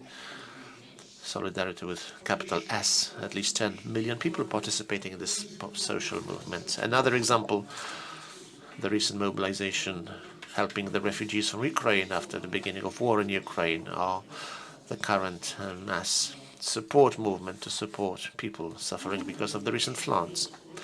Another current social theory, believing that the moral foundations are so important for the society, is the theory of reciprocity and gifts of the French sociologist Roger Caillet, that continues the idea of the French classic Marcel Mauss from his Essai sur le don. The universal, inborn feeling of mutuality, reciprocity, was also observed earlier among primitive tribes of Polynesia. It was observed by the great Polish anthropologist, social anthropologist Bronisław Malinowski, who spoke about it as the principle de haute des, that is so important for each tribe. And with reference to a modern, more developed society, there is also this norm of reciprocity that is referred to by the well-known American sociologist Alvin Goldner. And a third example, the German theoretician, social theoretician Axel Honneth, the follower of Jürgen Habermas, the chair at the University of Frankfurt, also he continued the well-known critical school. He believed that the very foundation of the social order is meritocratic, based on real achievements and merits, the respect that can be considered so important, and appreciation of the achievements of others. He continues the ideas of another classic of the 20th century American sociology, Erving Goffman, who believed in his drama theory that the human in the theater of everyday life shapes his being, his identity, by expressing appreciation, or maybe sometimes condemning others, and others having similar feelings towards him or her, as if this were an actor trying to get some applause from the audience and feeling perhaps deeply condemnation or lack of appreciation from the audience. Well, I can add perhaps also to my own theory, if I may, to my books that have been published, trilogy published by Znak Publishing House, where I spoke about the foundation of social order, happy human existence, trust and credibility. Christianity codified these rules and principles that constitute an accumulated experience of thousands of years of humanity's existence. Today, they may be breaking away from their strictly religious roots, historical and geographical roots. They are still universal conditions, preconditions for a society to function well and for people to be happy. For that reason, the Christian moral order shall survive even when its religious or church mandate is going to get weaker. In this sense, what is the most important thing for me here, Europe is not and is not going to be post-Christian. Let me summarize. There are three tendencies that will be very important for the future condition of Christianity in Europe. The first one,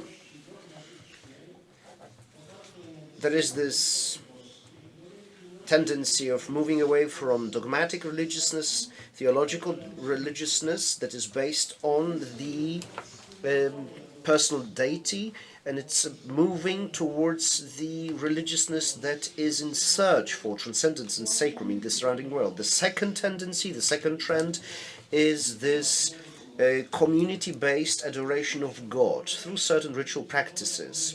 And that's the starting point, and that is this move towards personal experience, personal religious experience, and having private conversations, being in private dialogue with God. Thirdly, the third trend, or the third tendency, is a move from this morality that is legitimized with something that stems from deity, and there is this move towards the understanding of moral imperatives. So God in Europe is not dead. God is alive, but it's a different life, is differently alive. Professor, thank you very much for this reflection from your point of view here. Let me explain something. In our agenda, you can see the name of Adam Michnik,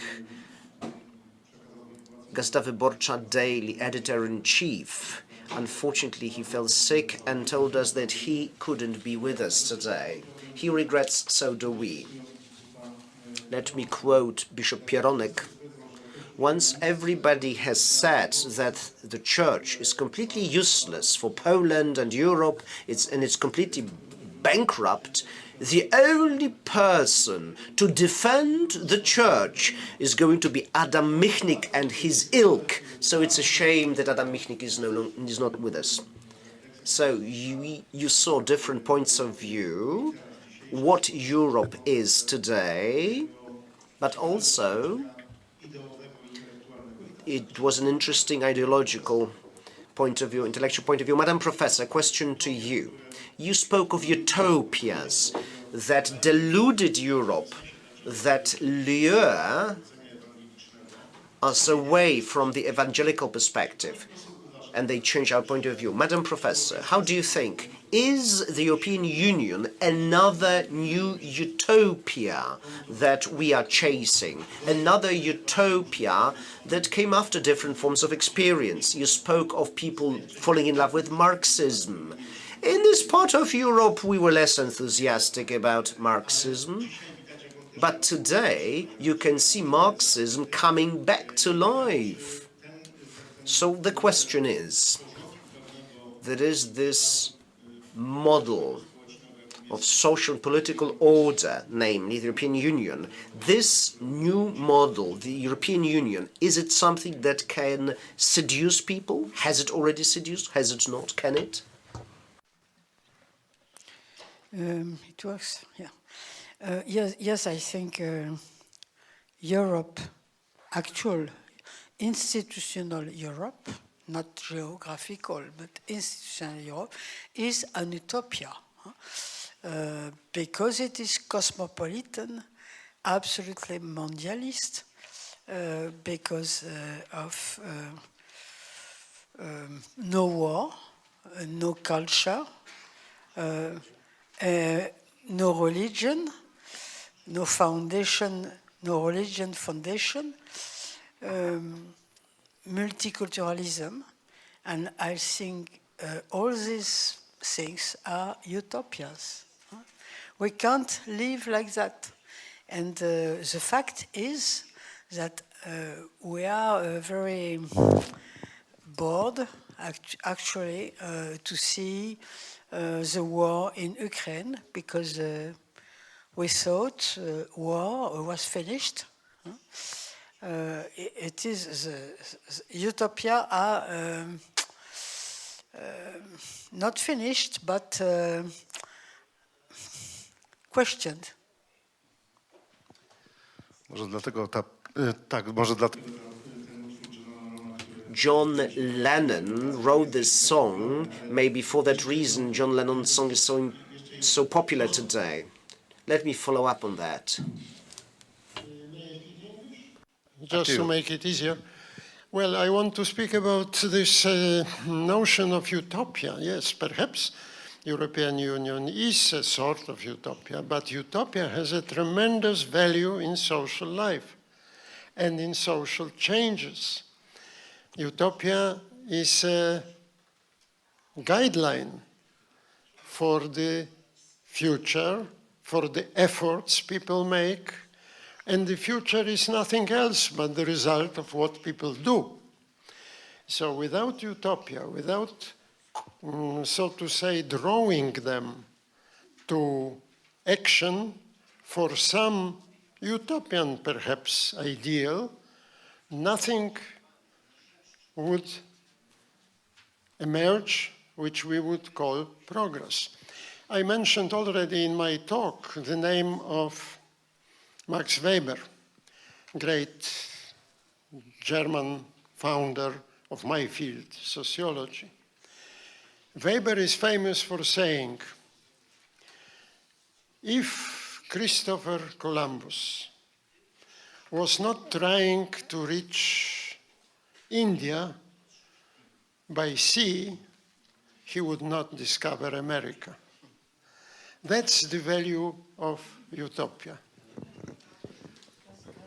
Yes, please. Yes, utopia is a guideline. I am okay. But it's not a guideline when we say utopia is multiculturalism. We are going to receive 2 million migrants in one day, as in Germany. It is not utopia as a guideline. It is utopia here, now. When you say utopia is no war, so we prepare no army, it is not a guideline. It is utopia now. This is a problem. Utopia is a guideline. That means peace is a guideline. But we prepare army because war is something human. That is the difference, I think. Ale jednocześnie, świetnie tutaj ten... I love this reference to war. And at the same time, this utopian EU, how did it act when a threat arose? This utopian EU responded very swiftly. So it is no longer an ideological construct only, as some people try to present it. Rather than that, it's an actual shape, it's an actual order, if you will. What's more, it's not fashionable today to quote Christian values explicitly, but these are a certain axiological foundations upon which things were built. You've mentioned 16 centuries when the church had been able to dictate what's right and what is wrong and give a list of what's right and wrong. But today, the very same values are expressed in the laws of European countries, even though they are not explicitly named as Christian values, even though there are no references to any external divine power. And a question. And here, Heidegger talked about the shepherd of being. So, Are we supposed to be missionaries that will keep reminding everybody about certain values because human rights can be found in the Bible and we need to forgive one another? Is that what we are supposed to be? Or maybe today Christians reach a different conclusion. Maybe we should be a shepherd that is going to defend and cherish whatever is still left. We here are Christians and we are in this role here. So the question is, how do we phrase this question about commitment? Another name in our discussion, American legal scholar, philosopher for jurisprudence, Roscoe Pound. And Roscoe Pound made a famous distinction about law. Law in action and law in books. And if we paraphrase this and think about ethics, morality, Christian values, the main need is to turn from values in books, including Gospels, toward values in action, morality in action, how you really help other people, how you really love other nations, how you are really open to the dignity of other people, not being xenophobic or not being intolerant, but recognizing others as equals. All those in action is much more, I think, important nowadays than preaching, than values in books.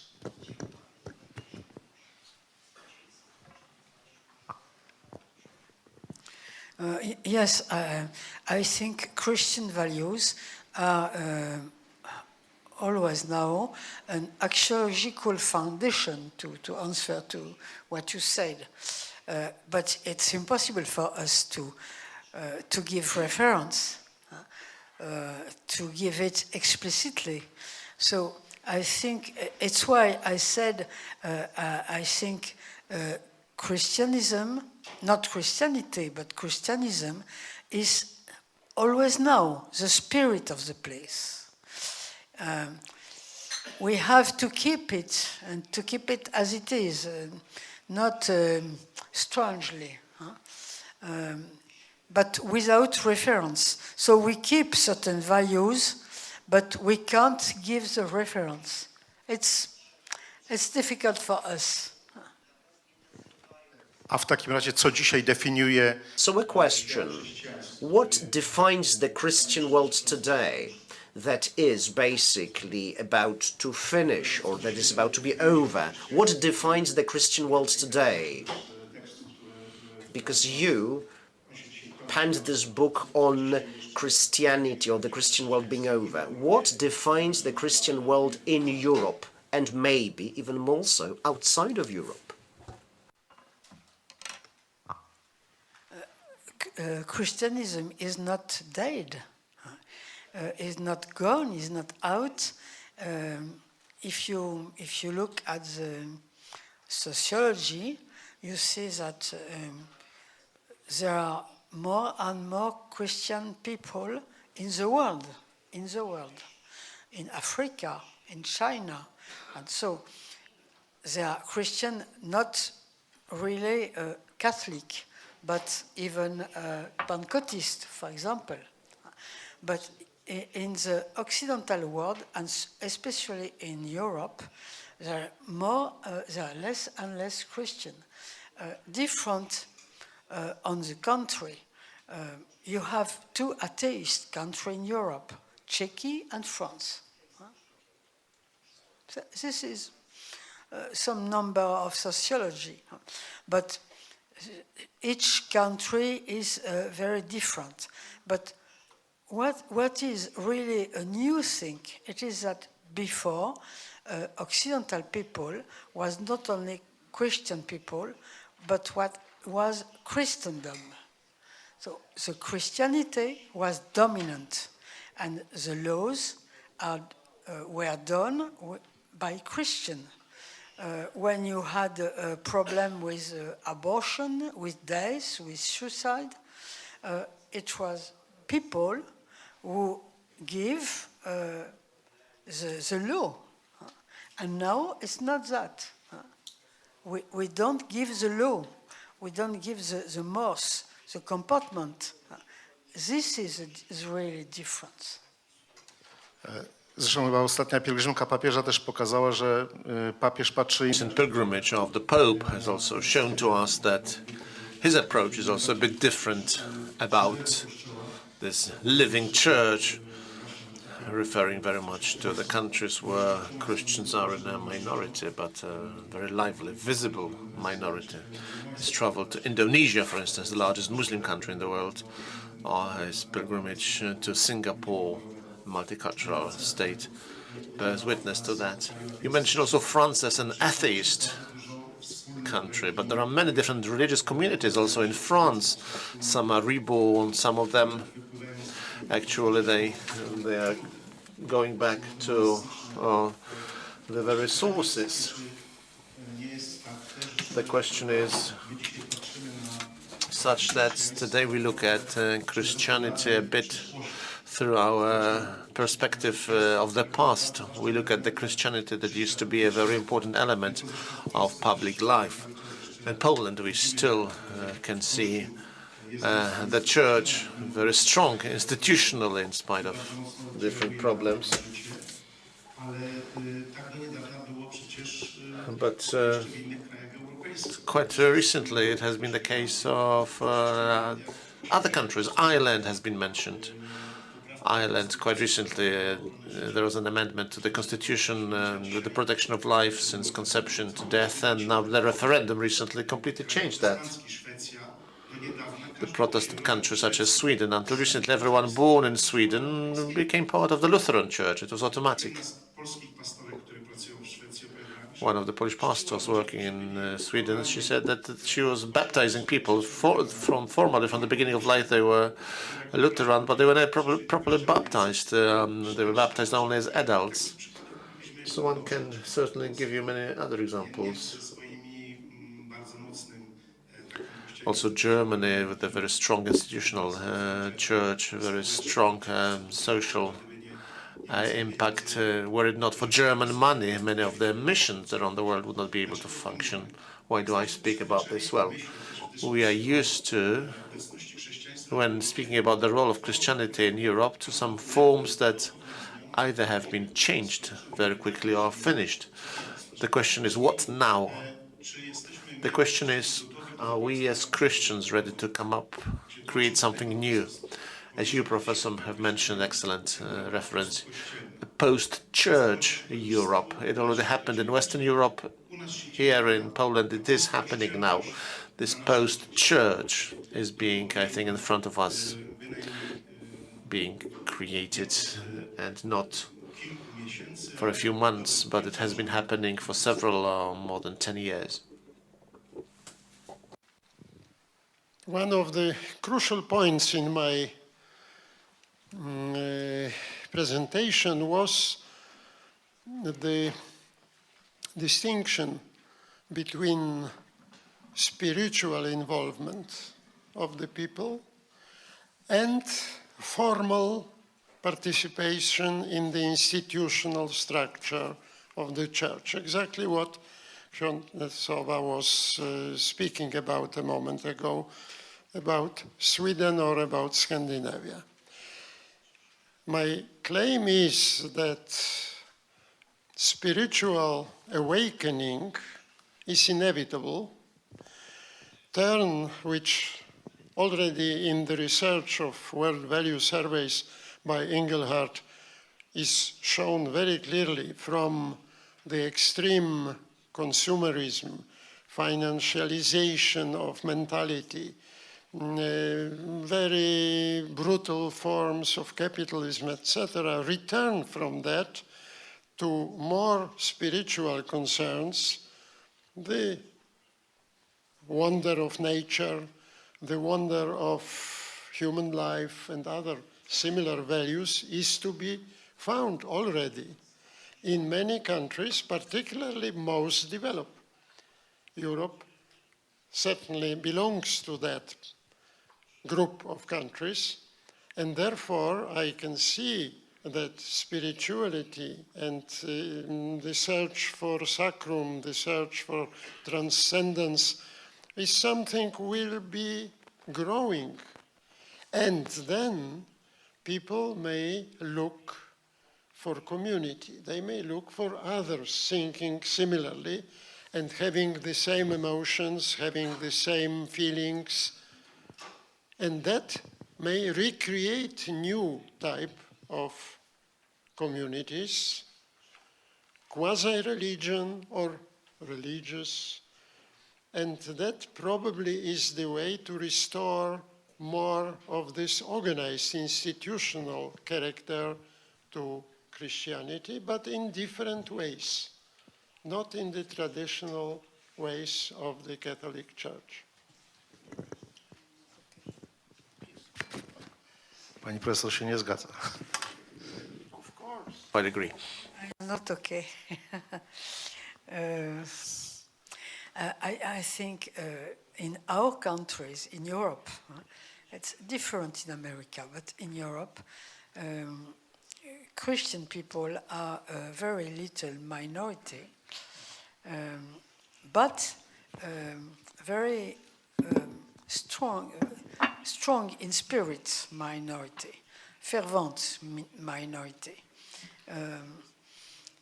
You see, in France, when I did my studies 50 years ago, the first of the class was always a Trotskyist, always. They were the better, always. But now, just now, when you look at the first of the class, they are always Catholic, always. Because they are a minority, very fervent. But I don't know, absolutely know that there is a spiritual awakening. I don't think that transcendence is growing. I think what is growing in our countries is Asiatic wisdom, that is no transcendence. Or if you prefer a Stoic wisdom, it is finally the same, Stoic or Asiatic wisdom, without any transcendence. I think it is what is growing. Pani profesora, czy w takim razie... Professor, very interesting comment about those changes. From your perspective now in France, as a scientist also, can you see a certain perhaps religious alternative? I think about the Muslim minority. It seems that Islam and Muslim minority is more and more visible in France because we can often hear about how Islam is a threat to Europe. We see pictures from Sweden, Germany, sometimes France. Well, some difficult events for us, Muslims as a problem. But now another question, perhaps religious Muslims, do you think that they also have a competitive offer to us, spiritual offer? Because Christianity has, well, created by its impact on religion legislation. This was an offer that was accepted in Europe. As we said, it can be rejected perhaps today, but it is part somehow of our tradition in Europe, in European culture. But now, what do you think? Well, Islam already now in Europe. Someone said about 93 million people already, so more than 10% in Europe.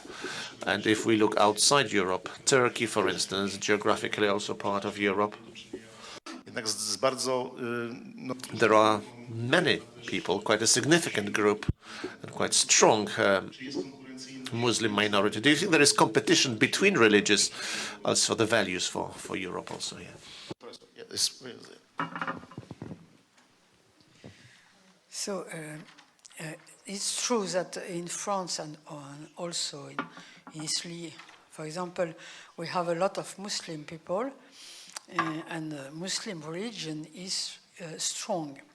But if a religion can extend, it has to have a soft, what we call soft power. If you take the definition of Nice, of soft power, influence, to give envy. We are sure that religion, Muslim, can't give envy, because the population of women are slaves. It's impossible for us to have envy to this religion. So I can't imagine that this religion could replace Catholic religion. It's impossible for us, so different from us.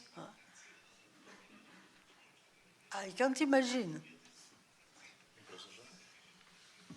Of course, I don't know the realities of France, but I have read the book by Wellebeck about the rule of Islam in France as a perspective. Speaking about Poland, of course, it is not yet a real alternative or any real problem, partly because the minority of Islam believers is very, very small. And it Germany and Denmark. It does not raise this kind of feelings of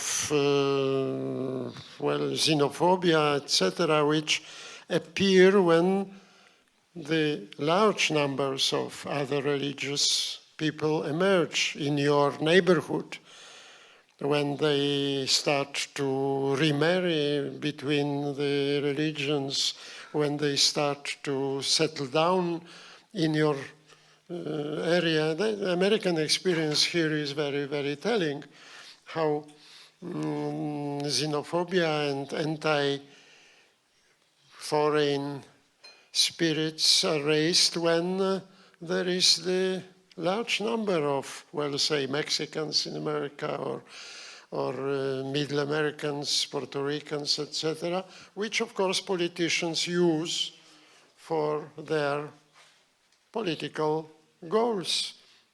Donald Trump is an excellent example of that.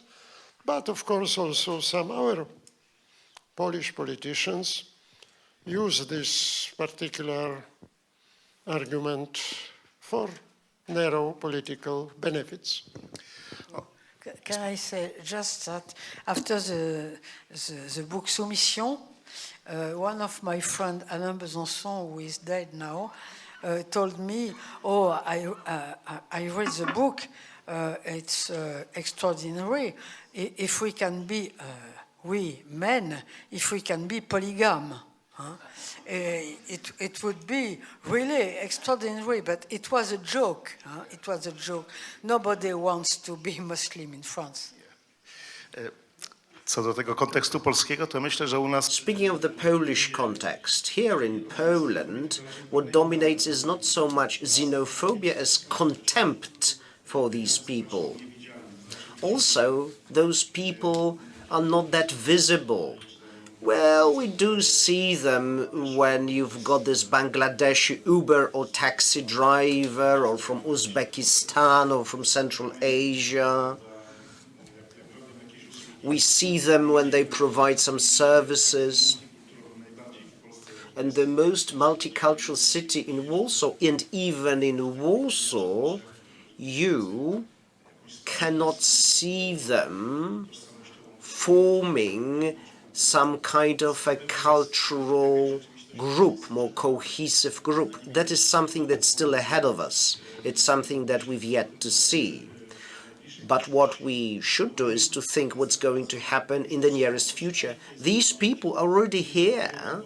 They are making home here. Soon they will demand that their spiritual needs are respected and met. And people have those needs also when they've migrated. They will send a message, here we are.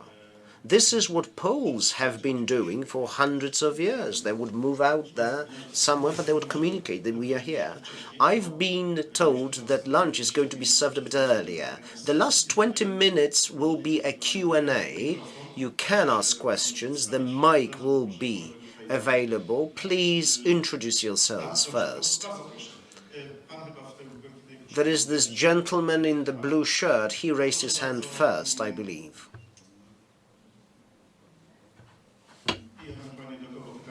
And please tell us who you are addressing the question to.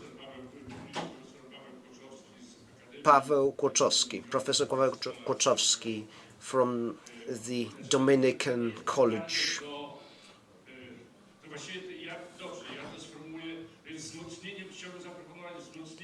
My suggestion is to strengthen Professor Delsol's thesis, but reformulate and ask it as a question to Professor Stompka, because there is this difference of opinion on what utopia is, because you seem to see utopia differently.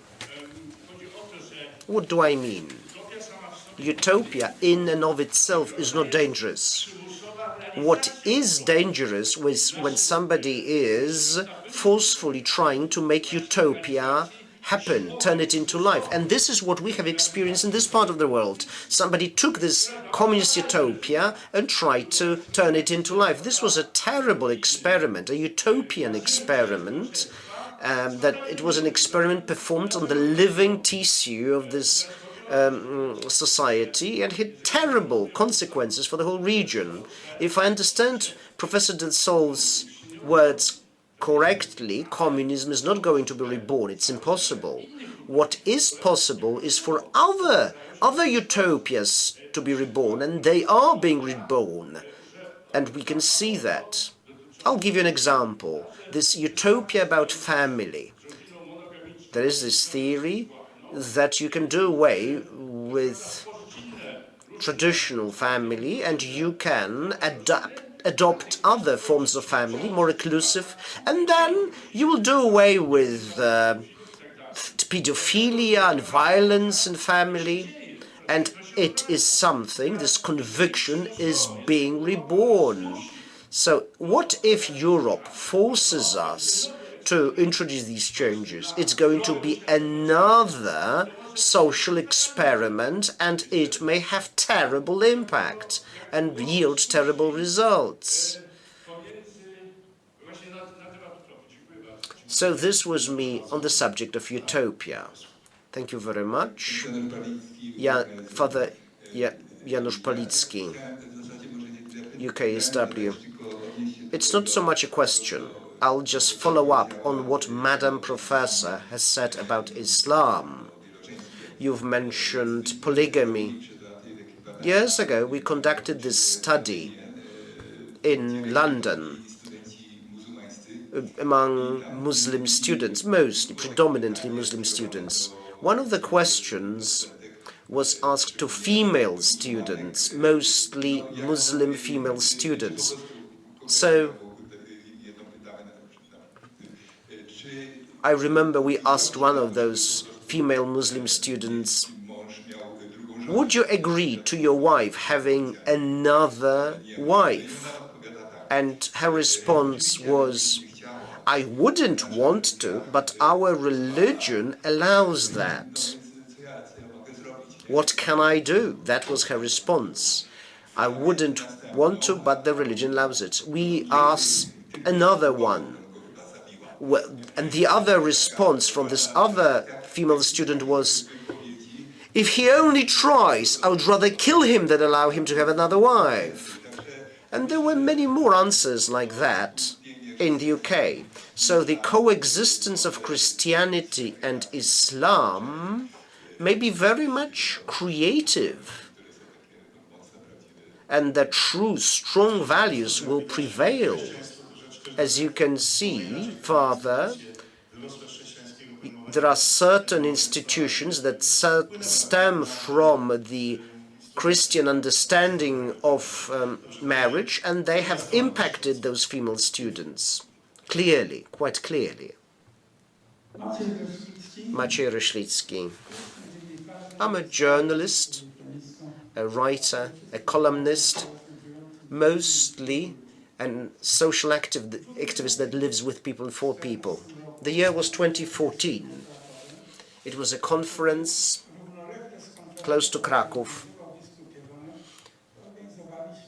So we organized our own journalist meetings. It is called the World Forum of Polish Diaspora Journalists. I tried not to present our own points of view, but rather I tried to organize the dominant thoughts.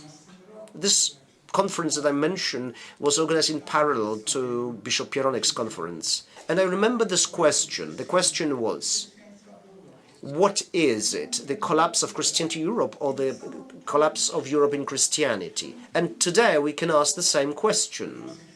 You can hear this question posed by our excellent speakers. I've come here together with my friend, also a journalist from the Polish city of Kołobrzeg. He and I, we wrote this book, Civis Pacem para Pacem. If you want peace, prepare for peace. It's a collective work. You have works of papers written by dozens of people, simple people and professors too, and they answered the following question: war experience. In the last chapter, we looked for the following question: how do you make peace? Let me interrupt you. We don't have time, and war will be discussed at another. The last thing. Is it going to be a question? No, just the last thing that I'm going to say. No time. I know. So, on behalf of other people, Father Kazimierz, on behalf of other writers, I prepared a speech. The title of the speech is quite telling, provocative. The Europe of structures or the Europe of values? We side with the latter. So do we, I believe. Jan Olbrycht?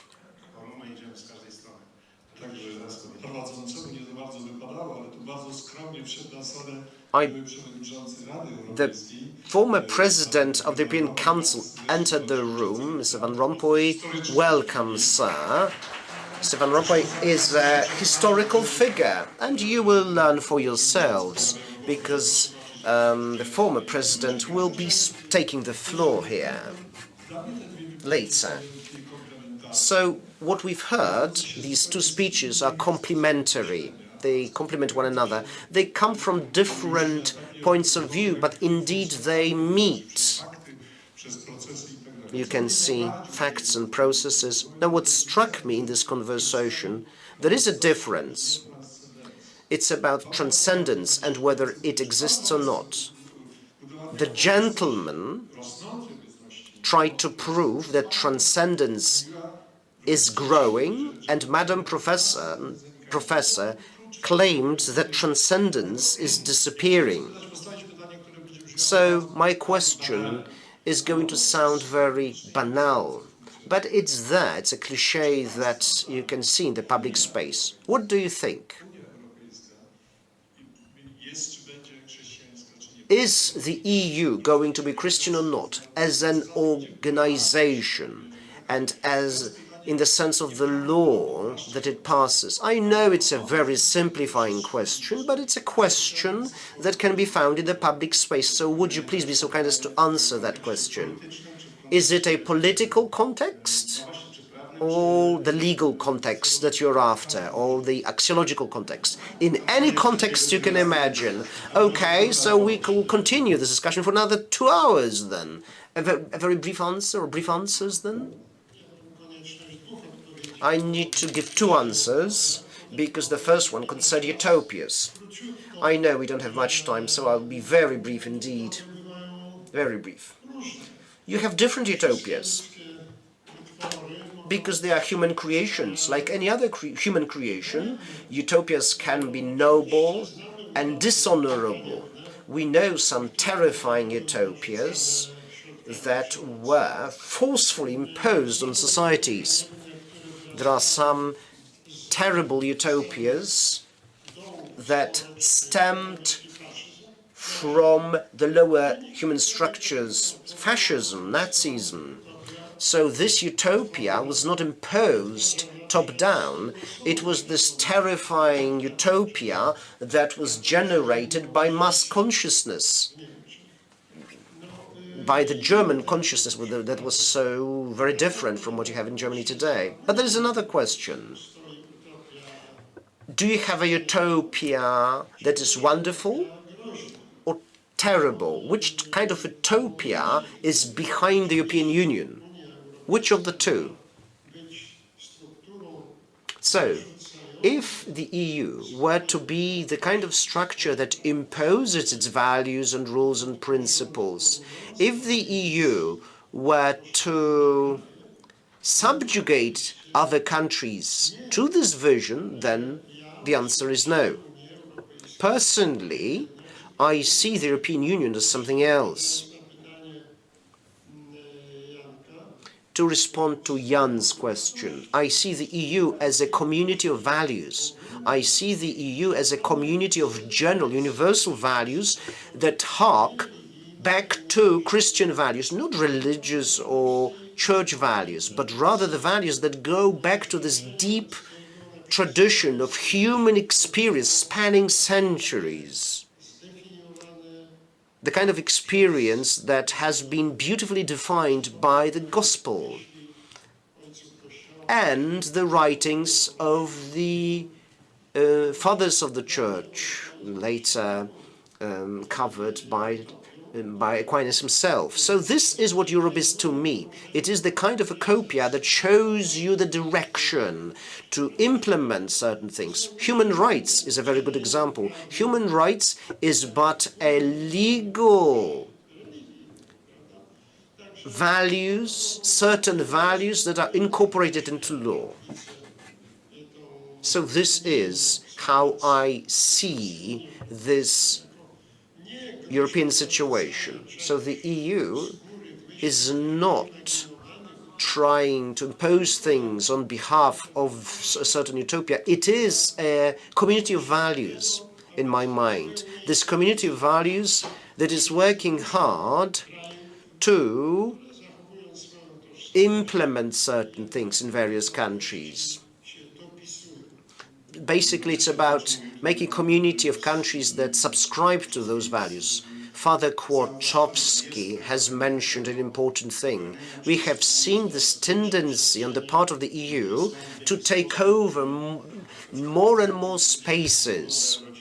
Family, worldview. Initially, all countries had the right to interpret the law by themselves. Now there is a different tendency to have this universalist interpretation that would span EU all over. So is there a risk there? Is there a threat there? A warning somebody has suggested, yes. Well, I hope I understood well the questions. The first, utopia is dangerous when you want to do it exactly, experiment it, you said. Yes, it must stay an ideal. But when you give the example of family, maybe it is an exception, because in family, when the community is very little about affection, utopia is possible because you have spirituality. And with spirituality, everything is possible. You can you can love somebody without understand him. It is very different. But we can't do with state what we do with family. Because in state, you can't do with spirituality in the same way. Well, another person question, if I understood well, about homosexual marriage between two girls or two women. I would think just that for me there is no problem with a contract between two men, two women, no problem. My problem is when you call it a marriage, because a marriage is something very, very strict, very symbolic, with a real signification. And we can't give this name. You can have a contract, no problem, but don't give this name. And the third question, disparition of transcendence, in what sort of domain? I think it disappears in all sorts of domains. In mentality, there is no idea of transcendence by a lot of our contemporary people. In France, it's like that, a sort of indifference in front of transcendence, and also in laws, because in all new societal new laws, transcendence is absolutely unknown. Proszę bardzo, jeszcze pytania tutaj jest przód i później jeszcze do pani pójdziemy. Do środka. More questions, yes, please. Before we break, please take a microphone. Thank you very much. I'm Andrzej Gorodcev. I used to be professor of the Jagiellonian University, English department. Now I represent the Congress of Catholics, the group called Women in the Church. I would like to ask the following question, or to share a reflection referring to what Professor Delsol has said, if I understood, of course, you correctly. Professor, I think you said that Islam is not attractive for the contemporary world, including Catholics, because, for instance, it deprives women of their rights, treats women as slaves. Now, thinking about this approach, I would like to say that Christianity also, of course, it has been evolving for centuries. To a large degree, it does not take away any rights of women, but still, and I can give you an example, that women are not allowed to become priests, let's put it like this. Women still are deprived of this right to become priests. Even today, in the contemporary world, at the session that is going to be started in Rome on the 1st of October, the synod I'm referring to, there was a point in the agenda, but it was taken out of the agenda with the agreement certainly of Pope Francis, the whole subject of women in the church. It was to be discussed, but is not going to be. I think still that without women, maybe this refers more to the church than the European Union, but still, in the European Union, there is a difference certainly between them.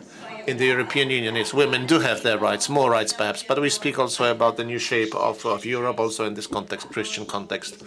And the church, and the institutional church, is still, as we can hear, a very important place, a very important role in some countries at least.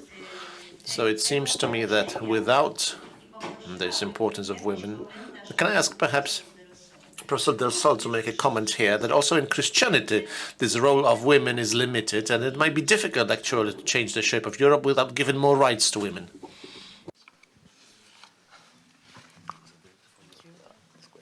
Thank you for your question. Catholic has not done the same thing exactly, The first thing is that it is not in theory. In theory, we have Paul said, there is no man and no woman. This was an ideal. And it's why in the century, too late, yes, too late, I am okay with you. But in the 19th century, there was an emancipation of women. And this is a Christian thing, not an Islamic thing. And in Islamic religion, you have in the Quran, it is 4 surat, you can see it, God prefers a man. It is an ontological script. So I think we Christians can evolve, and for them it is very difficult to evolve. I don't say they can't. It's not possible to say, but it's very difficult for them. For us, it is in the scripture and in the time. Ja bym tylko dodał, oczywiście dyskusja o roli i miejscu kobiety w Kościele. I can add, perhaps very briefly, certainly there's going to be more discussion about the role of women in the church. At this synod or next one, certainly there's going to be more serious discussion. But as for women and their role, perhaps possibly as priests, Maria Vices and their church might be even more popular, perhaps, and Protestant churches for this reason might actually dominate in this country if this issue of women priests was so important. There's another problem, theological, and the EU, I think, is not going to have a say here. But also in this context, the other way, I think, the vision and role of women in the church, from the church to the European Union, I think that, well, certainly this impact is also there. Thank you. I wish to thank both speakers for a very interesting discussion. I'm Sławomira Bielska-Salome. I'm a sociologist from the States. And I would like to also refer to the subject of utopia that has been touched upon here.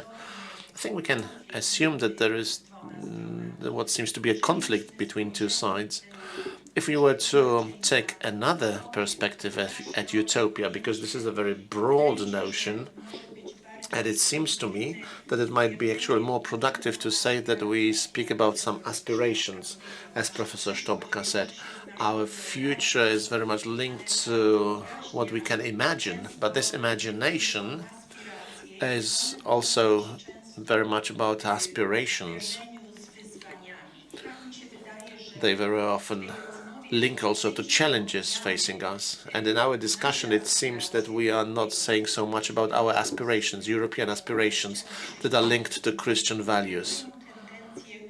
They have this tendency of being universal. This is our aspiration, I think, so that all those values can be transferred to the whole humanity. While Europe, I think, has to cope with the huge problem of migration, one of our biggest problems. Migration, of course, is also very much about different religions. Professor Stopka spoke about Jeff Alexander. I would like to refer to the research of another pupil of Parsons, Mark Gould. He analyzes the axiomatic structures of the Muslim religion. And it seems to me that for us, what is a very big challenge is to understand the function of religion in Muslim states. This function is different from the function of religion in our world. So now the challenge for us and our aspirations, the challenge is, can we, and to what extent, if we can, in the context of growing migration and the changing demographic situation in Europe, in what way can we, in the context of another religion, it's not just about competition, that women choose this religion or women choose that religion, but it's about two different structures that more and more are going to impact one another. And in what way can we actually achieve our community aspirations without actually undermining our security? I can only add that tomorrow there will be a special panel discussion on migration. So I think in this context, your voice, I think, will be very much in place also in the context of the discussion that we are going to have here tomorrow on migration. Ladies and gentlemen, I'm looking at the watch. It's time to take a break now. I wish to thank our guests. Thank you, Professor Delsol from Paris, Professor Sztampka from Krakow. Thank you for being here with us. Thank you for your participation in this opening debate. I invite everyone for lunch now to the room right next to this one.